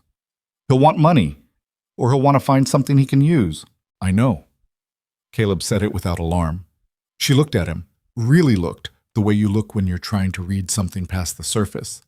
And she found that he wasn't frightened or bracing for something he wasn't sure he could handle. He was simply already decided about it, the way a man is decided about something he's thought through carefully and settled in his mind before it becomes urgent. "What are you going to do?" she asked. "Whatever you want to do," he said. "It's your father. It's your call how it goes." She stared at him. "It's your land." "It's your life," he said. "The land doesn't care who shouts at it. You do." She stood in the barn in the last of the evening light with the smell of hay and horses and old wood around her, and she looked at the man across from her, and she thought about all the decisions that had been made for her over 26 years, by a father who considered her an asset to be managed, by a system that considered her a legal extension of whoever currently had authority over her, by every structure she'd lived inside that had never once stopped to ask her what she wanted. "I want to be there when he comes," she said. "I want to be standing right there." "All right," Caleb said. "You will be. And I want—" She stopped, and this part was harder because it required admitting something she'd been working toward for 2 months and still wasn't entirely sure of. "I want you standing there too." He was quiet for a moment. "I'll be right there," he said. "For as long as you want me there." She nodded. She turned to go back to the house and then stopped at the barn door, because there was one more thing, the thing she'd been carrying since the porch in the storm, the thing she'd been deciding for weeks without admitting she was deciding it. "The second week I was here," she said, without turning around, "I thought this was going to be a kind of prison with better curtains." He didn't say anything. "I was wrong about that," she said. She went back to the house. Behind her, in the barn, she heard him let out a breath. Not quite steady, not quite even. And she thought that might have been the most honest thing she'd heard from him yet. The roses bloomed 3 days later.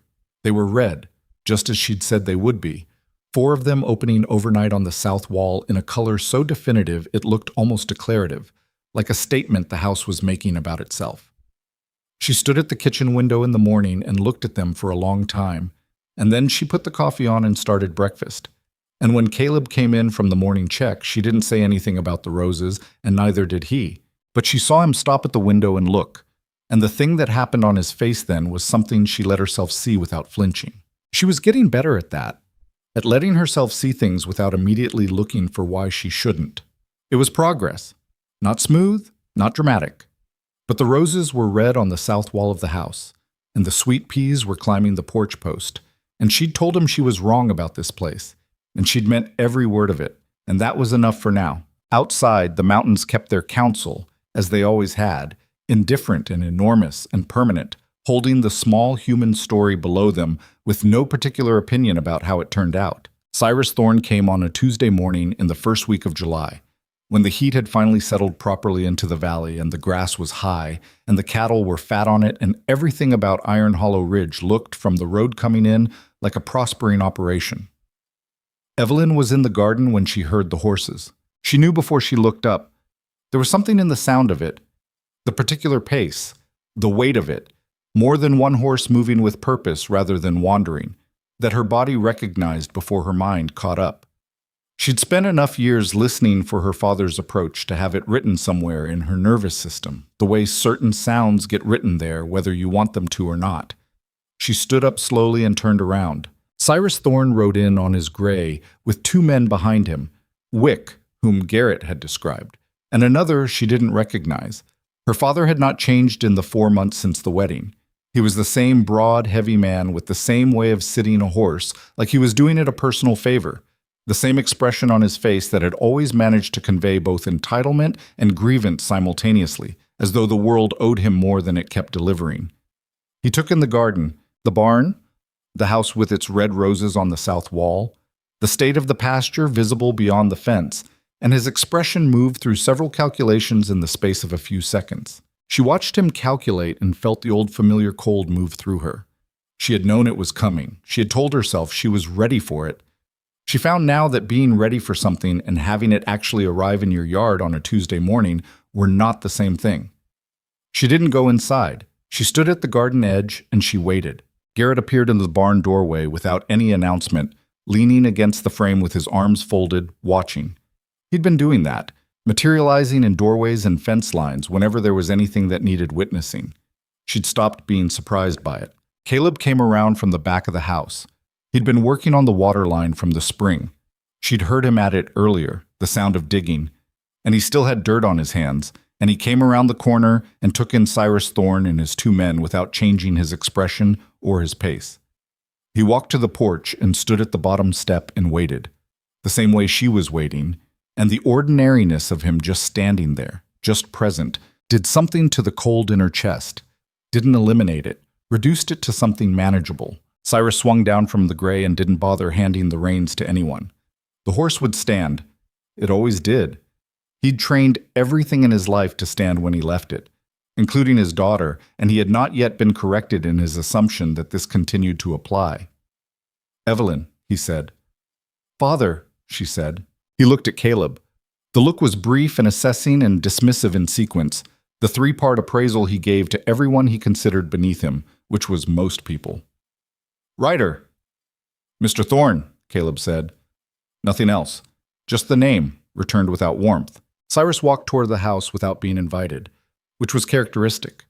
He stopped at a point roughly equidistant between the garden where Evelyn stood and the porch where Caleb stood, and he looked around the place again with the slow, proprietary survey of a man deciding what things are worth.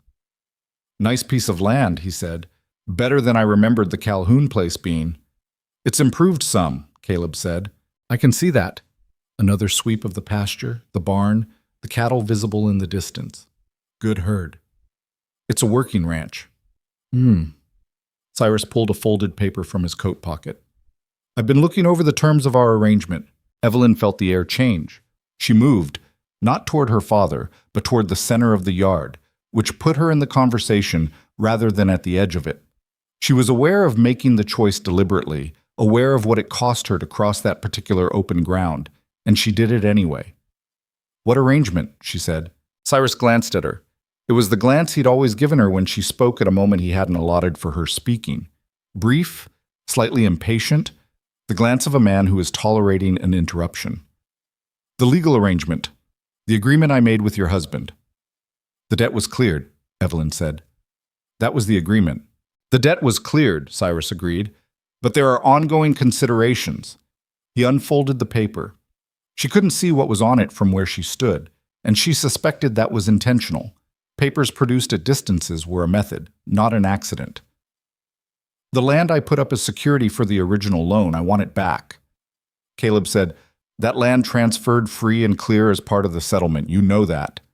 There was ambiguity in the language. There wasn't. Cyrus looked at him with the particular contempt of a man who is not accustomed to being contradicted and has decided not to lower himself to arguing about it. "I've had a lawyer look it over, in Billings. He sees room for interpretation." "Then your lawyer in Billings doesn't understand Montana contract law," Caleb said. He said it without heat, without any particular edge, and that flatness was somehow more effective than anger would have been. "The land transferred. It's done." Cyrus's eyes moved to Evelyn. She recognized the shift, the tactical pivot to the softer target, or what he'd always assumed was the softer target. "Evelyn," he said, "you understand the position I'm in. That land has been in the family." "It hasn't," she said. "You bought it 12 years ago from the Weston estate. It was never family land." A pause. His eyes narrowed slightly. She had not in the past been the kind of person who corrected his facts. The part of her that had been rehearsing various versions of this conversation for 3 weeks felt something settle into place, like a joint finding its socket.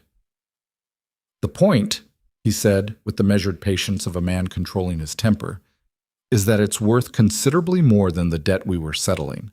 There was an inequity in the arrangement." "You set the terms," Caleb said. "I agreed to them." "Circumstances change." "Not the ones written on paper." Caleb came down off the porch step. Not aggressively. Not moving toward Cyrus, just off the step, standing on level ground now, which changed the geometry of the conversation. "What are you actually here for, Mr. Thorne?" The question was direct enough that it created a small silence. Evelyn watched her father absorb it. She'd rarely seen anyone ask Cyrus Thorne what he was actually after. He operated in implication and maneuver, and direct questions were a kind of disruption to his method. "I'm here," Cyrus said more slowly, "to discuss the ongoing relationship between our families. My daughter is living on your land. She's not living on my land," Caleb said. "She's living on her home. There's a difference." Cyrus looked at him for a long moment. Then he looked at Evelyn, and she saw something shift in his assessment of the situation. A recalculation, the man she'd known her whole life processing the fact that the variables weren't what he'd assumed they would be. "Evelyn," he said. He changed his tone. This was the other version, the almost reasonable version, the one that had occasionally made her doubt herself when she was young, the one that said, "Be sensible, be practical, let's talk this through like adults." "You know, I have your best interests." "Don't," she said. He stopped. "Don't do that one," she said. "I know all of them. You've used all of them." She was surprised by how steady her voice was. Her hands were not entirely steady down at her sides, but her voice was. "Say what you came to say." His jaw tightened. This was the version of her father that appeared when the performance wasn't working. The one that came before he decided he was done being civilized. She'd spent her whole childhood calculating when this version was coming and how far away she could get before it arrived. She didn't move. "I want $10,000, he said. The pleasant voice was gone. "For the land. For the inconvenience, for... He paused, and what he said next was calculated to wound. She understood that. She could see him choosing it. For what I gave up to fix your situation. Nobody else was going to take you. The yard went very quiet. She felt it. The old familiar sting of that kind of thing. The particular cruelty of a parent who knows exactly which words hit the specific places that hurt most. She'd been absorbing versions of that sentence her whole life, and she felt it now the same as she always had. The small collapse under the ribs. The thing that wanted to bow her head. She did not bow her head. Nobody else was going to take you. She heard the words, and she let them sit there in the open air of the yard, and she thought about Caleb standing at a mill floor with a broom when he was a boy, 15 years building something in silence, a sparrow in the back of a drawer. She thought about rose cuttings kept alive through a Montana winter. She thought about flower boxes mounted before she arrived, and a curtain rod fixed in 4 minutes, and I'm not in a hurry, and it's your call how it goes, and I'll be right there. And she thought, he's wrong. He has always been wrong about this. He just said it so many times I started keeping the count for him. You should go, she said. Cyrus blinked. Of all the things he'd expected from this visit, that sentence, delivered that flatly by this particular person, was apparently not among them. I beg your... You should go, she said again. Same tone. Same flat, unshaking delivery. You've said what you came to say. The answer is no. There's no money. There's no land. There's no ongoing arrangement. The debt was cleared. You have what you agreed to take. Evelyn. His voice had dropped into the register she used to call the basement. Low, controlled. The warning before the thing that came after warnings. You are my daughter, and I was your daughter, she said. When I was a child and you were the person responsible for me, I was your daughter, and I needed you to be a father, and you were not. That's a fact. And now I'm a grown woman on my own land, and you're a visitor who wasn't invited, and I'm asking you to leave. The word land wasn't technically accurate.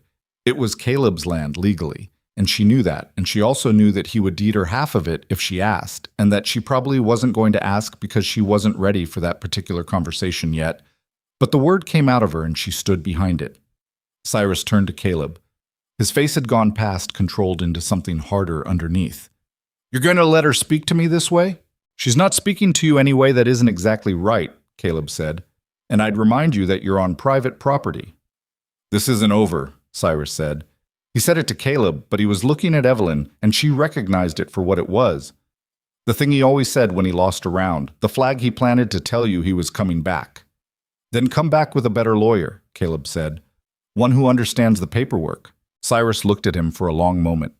Evelyn watched her father perform a calculation he wasn't accustomed to performing, the calculation of a man who has encountered a situation he cannot move and is deciding whether to escalate or retreat.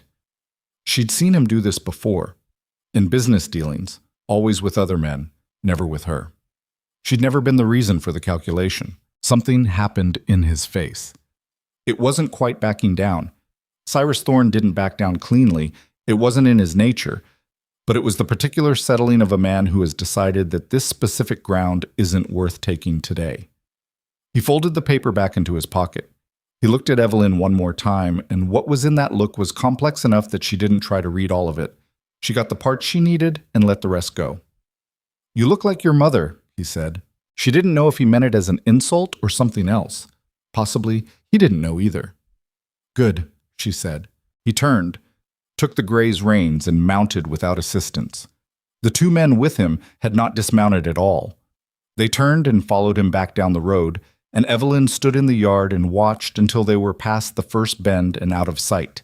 And even then she kept standing in the same spot for another moment, because her legs were doing something unreliable and she needed to establish that they were still working before she moved. Garrett uncrossed his arms in the barn doorway and went back inside without a word, which was exactly right. Caleb didn't cross the yard to her. He stayed where he was, giving her the space to have this moment without him in the middle of it, and she was grateful for that in a way she didn't have words for yet. She breathed in. The July air was warm and smelled of grass and the faint sweetness of the roses on the south wall, which were blooming in their second wave now, fuller than the first, the red of them vivid against the log wall of the house. She breathed out. She walked to the porch and sat down on the step. After a moment, Caleb sat down beside her. Not close, just beside. They sat there in the July sun for a while, the two of them, with the mountains big and blue behind the house, and the cattle in the far pasture, and the garden growing in its practical rows, and the roses in their impractical red doing what roses did, which was insist on themselves regardless of what else was going on. "He'll try again," she said. "Probably. In writing, maybe. Through a lawyer. Let him." Caleb's voice was even. "The paperwork is clean. I had it looked over when I bought the land, and again when we—" He paused. "When the arrangement was made. There's nothing for him to find." She nodded. She believed this. She believed it partly because she'd learned enough about how Caleb operated to know he would not have left a door open on something this important, and partly because the alternative was a kind of anxiety she couldn't afford to live in. "What he said," Caleb said after a moment, "about nobody—" "Don't," she said. "You don't need to argue against it. I already did." He looked at her. "In my head," she said. "I argued against it in my head while he was saying it. I was faster than I expected to be." He was quiet for a moment, then, And he was wrong. She said it simply. No drama, just the fact of it. He's been wrong about that for a long time, and I've been too tired to maintain the argument. I'm done being too tired. Caleb looked out at the pasture. She watched the side of his face, the jaw that still needed a razor, the dark hair the wind was working at, the particular quality of stillness he had when something was affecting him that he was choosing not to make a large thing of. "I should have said more," he said. "You said enough." When he said that, he stopped, started again. "I wanted to say more." "I didn't need you to," she said. "I mean that as a good thing. I didn't need you to fight it for me." She looked at her own hands in her lap. That's the first time that's been true. He turned and looked at her then, and she let him look the way she'd been letting herself do more of lately. Not managing it, not preparing a response, just being looked at and looking back. "You were—" he started and then shook his head slightly, the gesture of a man discarding the word he'd reached for. "I've never seen anyone face him down like that." "I've wanted to my entire life," she said. "I just needed somewhere to stand while I did it." She hadn't meant that to land the way it landed. She saw it hit him. The slight catch in his breath, the control that came immediately after. She didn't pretend she hadn't noticed. "Caleb," she said. He waited. "The sparrow," she said. "When you kept it, you weren't keeping it because you expected anything. Were you?" He considered the question with the seriousness it deserved. "No," he said. "I kept it because it was the only kind thing that had happened to me in a long time. I kept it because—" He looked for the words. "Because I wanted to remember that it was possible. That kind of thing. From a person." She sat with that. "And the house," she said. "I built the house because I needed a house," he said. "And then I built the rest of it because—" A longer pause this time. "Because it helped. Building toward something, even if it never came to anything." He paused again. "I didn't let myself count on it. I want you to know that. I didn't plan it the way you might be thinking. I just kept building." She understood that. The keeping building. The working toward something with no guarantee, because the working was better than the not working, because the alternative was to stop, and there was nothing on the other side of stopping that she could see either. "I know what that is," she said. "I know you do," he said. They sat on the porch step in the July sun for a while longer. A hawk turned in slow circles above the south pasture. The creek was audible in the distance, lower now than in the spring, the easy murmur of summer water. Somewhere in the barn, one of the horses knocked against its stall in the lazy, bored way horses did when the afternoon got long. "I want to plant more roses," Evelyn said, "on the other side of the house. The north wall gets less sun, but there are varieties that manage." She felt him exhale beside her. A long breath, the kind that carries something with it. "I'll put up the trellis," he said. "I can do the trellis." "I know you can. I want to do it." She almost smiled. She was getting very familiar with the territory of almost smiling. "All right," she said. "You do the trellis." They sat there until the shadow of the house stretched out across the yard, and the air began to cool from the mountains. And then she got up and went inside to start supper. And he went to check the cattle, and the evening came on the way it did out here. Quietly, completely. With no drama and no announcement, just the light changing and the stars beginning and the fire starting in the stove, and the house holding everything inside it the way it always did. She set the table for two and put the coffee on and listened to him come in from outside and wipe his boots at the door. And there was something in the absolute ordinariness of it that she had to spend a moment with. This ordinary thing, a man coming in from outside, a table set, the smell of supper, the whole unremarkable architecture of a shared life, that felt to Evelyn Ryder, who had spent 26 years waiting for the bad thing to arrive, like something she had not expected and could not quite believe was hers. She was beginning to believe it anyway, slowly, imperfectly, with all of her damage still intact and all of her habit of waiting still running its checks in the background. But beginning. Caleb hung his hat on the hook by the door. His hook, the left one. She'd taken the right one for her own coat, weeks ago, without discussion, and sat down at the table, and she brought the pot to the table and poured, and they ate, and outside the Montana night settled in around the house with all its enormity. And inside the house was warm, and the sparrow on the kitchen windowsill caught the lamplight, wings half raised, going nowhere. Her father had ridden away down the north road, and she had watched him go, and she had not been the frightened daughter he was expecting. She had stood her ground. She ate her supper, and that fact sat inside her like a stone in the best sense. Solid, real, not going anywhere. She had stood her ground, and the ground had held. Cyrus Thorne sent a letter in August. It arrived on a Wednesday, folded into a legal envelope with the name of a Billings law firm printed in the upper left corner, and Evelyn carried it from the trading post back to the wagon without opening it. She held it in her lap the whole drive home the way you hold something you know is unpleasant and have decided to be deliberate about. Caleb didn't ask. He'd learned to read her silences well enough by now to know the difference between the kind that needed prompting and the kind that needed room. She opened it at the kitchen table that evening with her coffee and her reading glasses. She'd started wearing them in the evenings for close work, which she'd resisted for 2 years on no good grounds. And she read it through twice. Then she set it on the table and looked at it. It was what she'd expected. Legal language around the land transfer, claims of ambiguity, a demand for compensatory payment, the particular architecture of intimidation that expensive lawyers built when a client with money wanted to frighten someone without money into compliance. It was well constructed. It was also, she was fairly certain, hollow. She slid it across the table to Caleb. He read it. He read it with the same expression he wore when he was reading the account ledger. Not alarmed, just processing. When he set it down, he said, "I know a man in Billings, an attorney. He helped me with the land purchase. I'll send him a copy." "Do that," she said. "It's going to cost something." "I know." She picked up her coffee. "Do it anyway." He looked at her. "You're not worried?" She thought about that. "I'm a little worried," she said, because lying about it would have been its own kind of cowardice. "But I'm not frightened. Those used to be the same thing for me. They're not anymore." He nodded slowly. He folded the letter back into its envelope. "I'll write to him tomorrow." "Tonight," she said. "I'd rather have it sent." The corner of his mouth moved. "Tonight, then."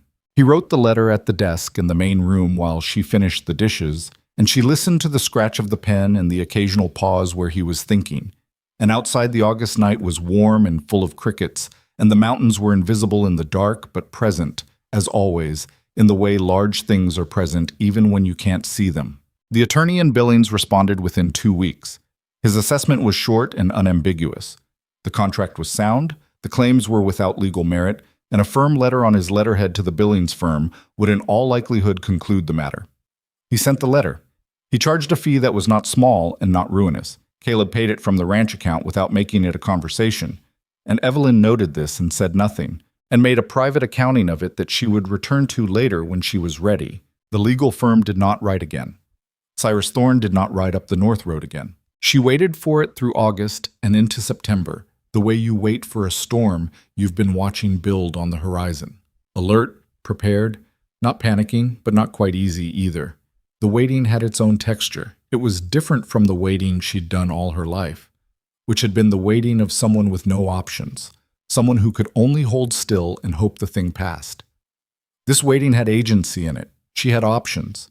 She had ground to stand on. She She was coming to understand a great deal more than she'd arrived with. The storm didn't come. September moved through with its particular quality of light. The angle changing, the mornings getting a bite to them, the aspens on the north-facing slopes beginning to go yellow at the edges. Garrett finished the season and packed his bedroll and his mule and said goodbye with the same economy he'd applied to everything else. He shook Caleb's hand and then, to Evelyn's mild surprise, turned to her and shook hers too. A firm, brief grip, the handshake of someone who considers you a person of standing. "You've got good roses," he said. "Thank you, Garrett. Second wall's coming in slower, but it'll get there." He put his hat on. "Next season."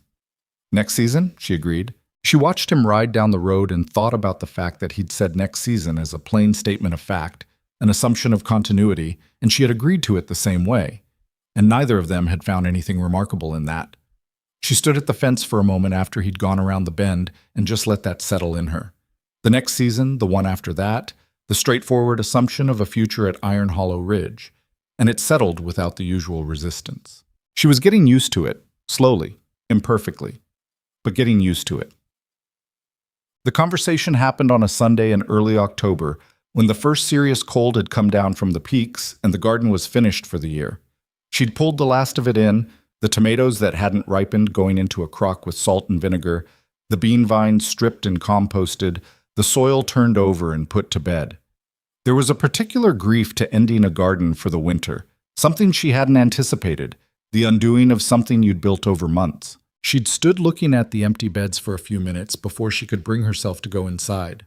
Caleb had built a fire in the evening, and they were sitting in the main room.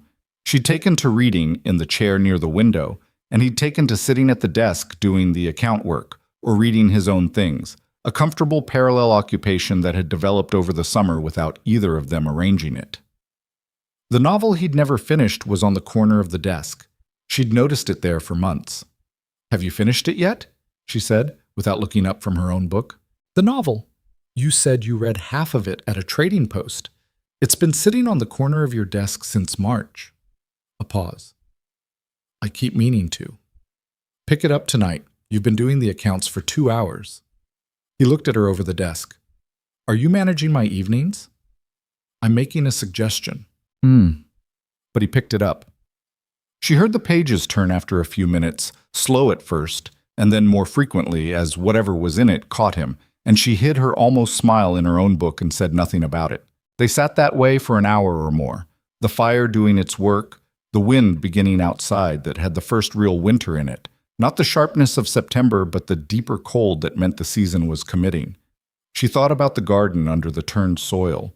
She thought about the roses, which she'd cut back and mulched against the cold the way she'd read to do in an old almanac she'd found in the barn. She thought about whether they'd survive the winter and come back in spring, and decided they would because she intended them to, which was not a rational basis for botanical confidence, but was the basis she had. "Can I ask you something?" she said. "Go ahead." He didn't put the book down, which she appreciated. It meant the question could be ordinary, didn't have to be treated as an event. "When you were building the house," she said, "the bedroom, the flower boxes, all of it." She kept her eyes on her own page. "Did you actually believe it would happen? That I'd be here?" He was quiet long enough that she looked up. He'd put the novel down after all, and he was looking at the fire with the expression of a man being genuinely honest with himself before he speaks. "No," he said, "not believed. I hoped it the way you hope for things you don't let yourself count on, the way you hope when you can't afford to be wrong about it, so you try not to think of it as hoping. But you kept building." "I kept building," he said, because stopping felt worse. She understood that. She'd been doing her own version of it for years, maintaining the structure of a life when the life itself felt like it was losing the argument, keeping up the small disciplines because letting them go meant something she didn't want to face. "I'm glad you didn't stop," she said. He looked at her.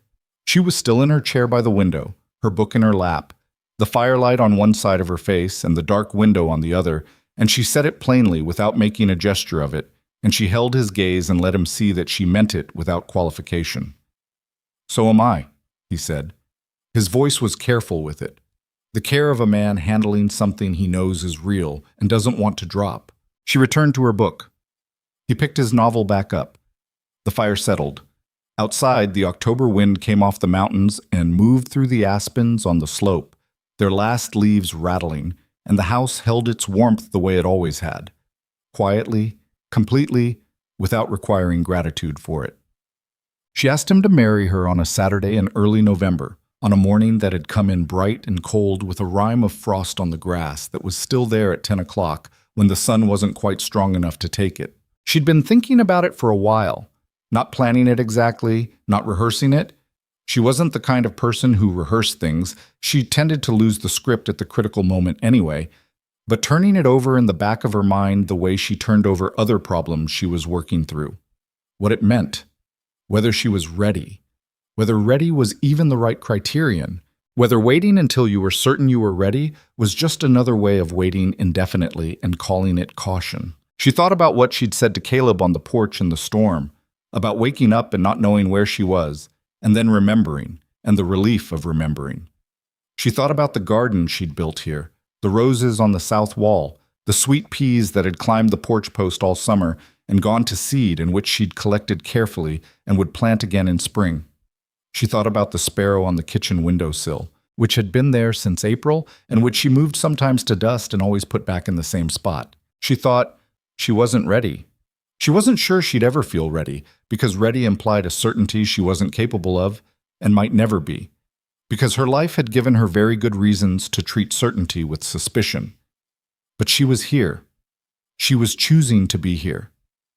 And there was a difference, she had learned, between choosing a thing and simply having no alternative to it, and the difference mattered more than almost anything else she'd figured out in her 26 years. She found him at the fence line of the near pasture, checking the post before the deep winter set in. The kind of routine maintenance that kept a ranch functional and occupied a man's hands while his mind went wherever it needed to go. She walked out across the frost-stiff grass with her coat on and her hands in her pockets, and she stood at the fence line beside him. He looked at her, read something in her face that made him put down the tool he was carrying. "I want to ask you something," she said. "All right." She looked at the mountains. They were wearing their first proper snow on the high faces, the white coming down further every week, the peaks sharp and cold against the blue. She'd been looking at these mountains for 8 months, and they still stopped her, still had that quality of permanence that made everything below them seem both small and somehow more significant for the contrast. "The wedding in March," she said. "I signed a paper. I stood in a room that smelled like pipe tobacco, and I signed my name, and it was a transaction. It was my father settling a debt." She paused. "That's what it was." "Yes," he said. He said it without flinching, the man who had been on the other side of that transaction. "I want to do it again," she said. "Differently." He was very still beside her. Not a courthouse, not a preacher, just... She stopped, tried to find the shape of what she meant. "Just here. This place. The two of us actually choosing it." She made herself look at him directly. "I'm choosing it. That's what I'm asking. If you are too." The frost on the grass caught the light between them. A long moment passed, the particular kind of long that isn't actually very many seconds, but contains a great deal. "Evelyn," he said. "Don't make a speech," she said. "Just answer." Something moved on his face, not quite the almost smile, something more than that, something she didn't have a name for yet and thought she might spend a long time learning. "Yes," he said. "I am." She nodded once. She exhaled. The cold air made it visible, that breath, a small cloud that dispersed immediately in the November air. "All right then," she said. "All right," he said. They stood at the fence line for another moment in the cold, and then she turned and walked back to the house, and she was aware as she walked that her hands had stopped doing the unreliable thing, and that the tightness in her chest that she'd been carrying in various forms since March of this year, and if she was honest, since long before March of this year, had eased in a way that felt cautiously like it might last. He gave her the ring 2 days later. She hadn't expected a ring. She'd been thinking of their conversation at the fence as complete in itself. Two people choosing a thing, no ceremony required, the choice its own sufficient fact. She was in the kitchen cutting potatoes for supper when he came in from the workshop. He'd been spending evenings in there lately, which she'd noted but not questioned. People needed their private work. and he set something small on the table beside her cutting board. She looked at it. It was a ring carved from wood, pale birch, close-grained, the same wood as the sparrow. It was thin and smooth and shaped with the kind of patience that doesn't announce itself. Not polished to an artificial shine, not perfect. The grain of the wood was visible in it, the natural variation, a small irregularity on one side where the wood had had its own idea about something. She picked it up. It fit. Not because he'd measured her finger, she was fairly certain, but because he'd made it and remade it until it did. The kind of work that doesn't take shortcuts. She looked up at him. He was standing on the other side of the table with his coat still on from outside, and he had the expression of a man who has made something with his hands for another person and is in the specific, exposed position of waiting to find out what they think of it. She didn't have words for what she thought of it. She had spent her whole life in a house where things were given with strings attached, where generosity was a transaction and kindness had a ledger, and the birch ring in her palm had none of that in it. It was just a thing made carefully for her, from the same wood as the bird he'd kept for 15 years, with the irregularity in it that showed it was real and not a copy of something perfect. She put it on her finger. She picked up the old iron band, the one from the courthouse in March, which she'd kept in the top drawer of the dresser, neither wearing it consistently nor throwing it away, and she held it out to him across the table. He looked at it. "For you," she said. "If you want it." He took it. He turned it in his fingers once, the plain iron of it, the ring that had made official something neither of them had actually chosen at the time. Then he put it on, and it fit the way it had always fit, because the clerk at the courthouse had measured for it in March, back when it had been just a transaction. It was different now.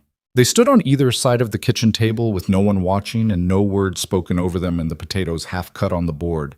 And it was not a ceremony in any form that anyone would have recognized. It was just two people who had come to a place through crooked roads and had found, when they got there, that the place was real. "I should finish supper," she said.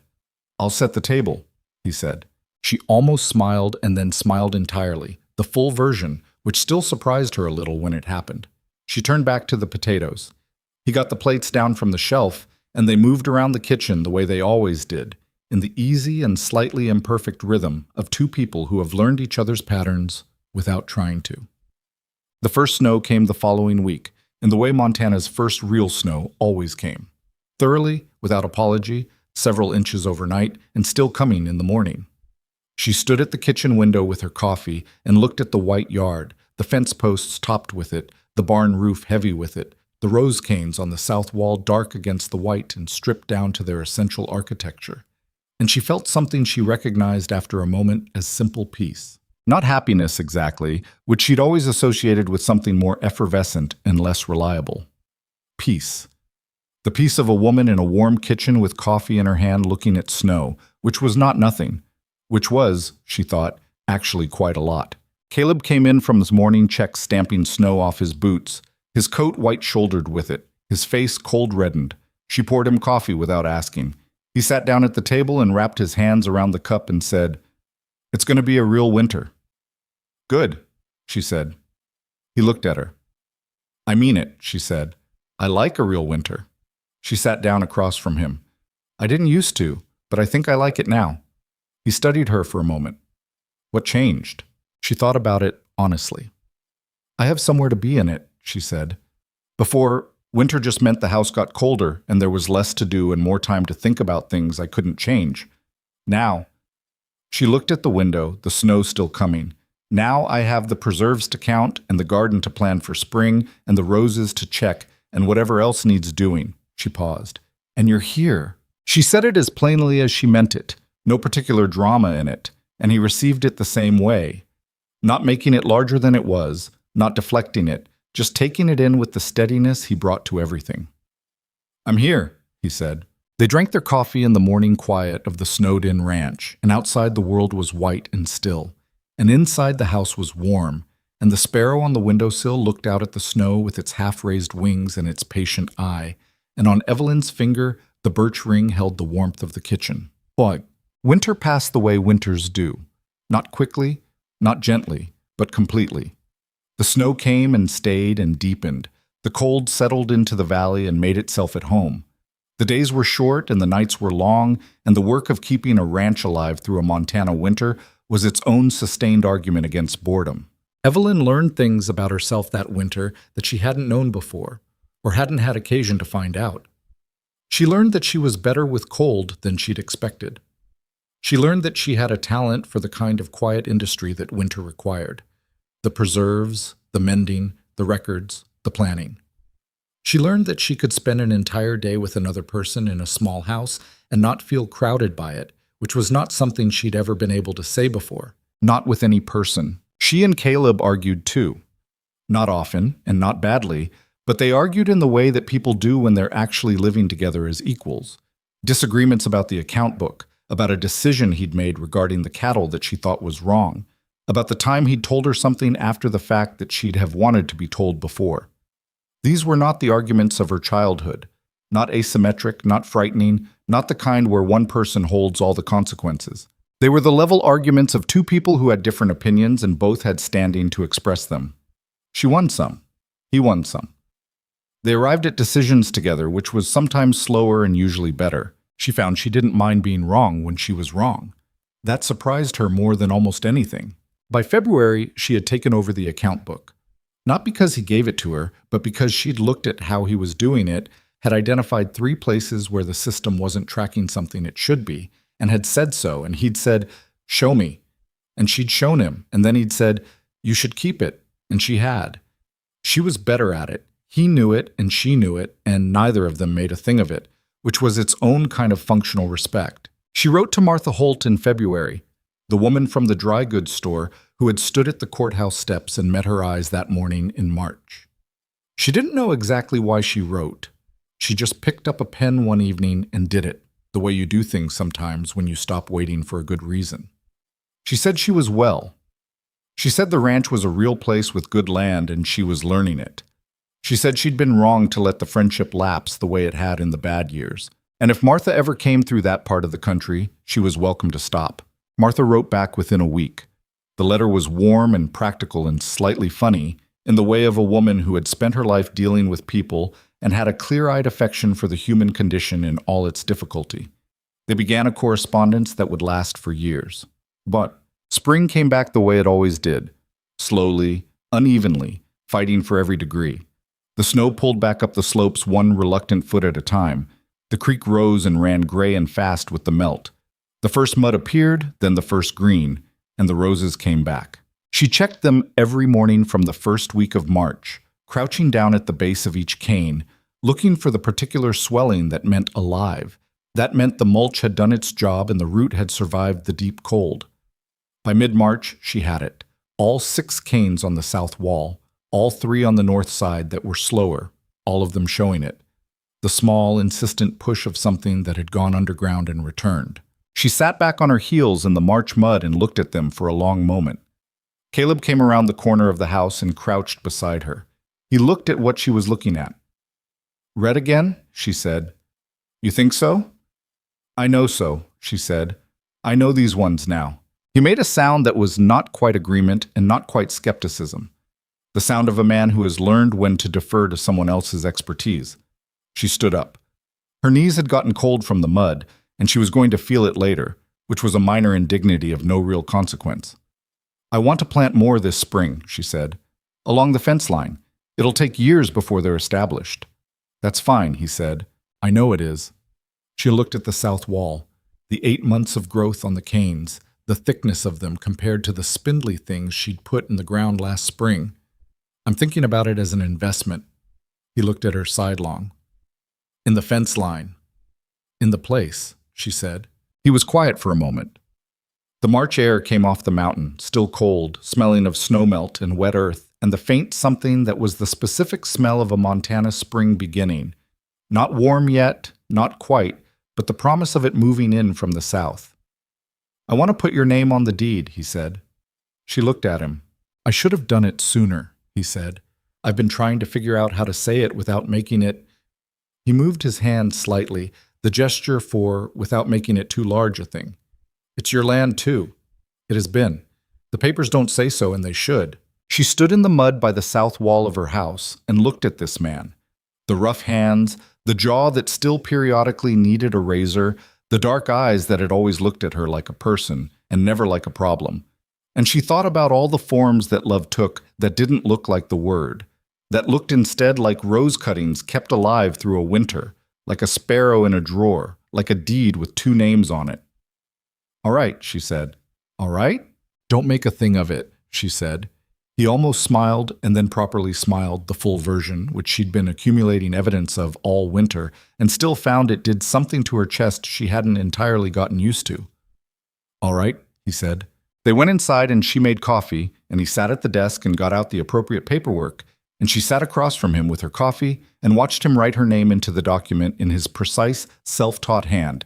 And outside the spring was beginning its slow, imperfect, thoroughly real return to Iron Hollow Ridge. There's a thing that happens to some people when they've spent long enough being told what they are, when the voice that defined them was loud enough and close enough and started early enough, they begin to keep that definition themselves. They stop needing the original voice. They carry the diminishment forward on their own, efficiently, without even noticing they've taken over the work. Evelyn had been doing this for years. She knew it now in a way she hadn't fully known it before. The way you come to know things about yourself when you're finally in a place quiet enough to hear yourself think. She'd believed, on some level deeper than argument could reach, that she was the thing her father had made her out to be. Difficult. Deficient. The kind of woman you took when nothing better was available. She'd stood at a fence line in November frost and chosen this place, this life, this man. And she'd done it not because she was certain, and not because she'd stopped being afraid, but because she understood finally that waiting until the fear was gone was the same as never moving at all. That was the thing she'd learned. Not a clean lesson, not a simple one, earned through months of daily imperfect living rather than through any single dramatic moment. You didn't wait to feel ready. You didn't wait to feel worthy. You stood up, you made the call, and you let the evidence accumulate over time that you'd been right to do it. She was accumulating evidence daily. The sparrow was still on the windowsill.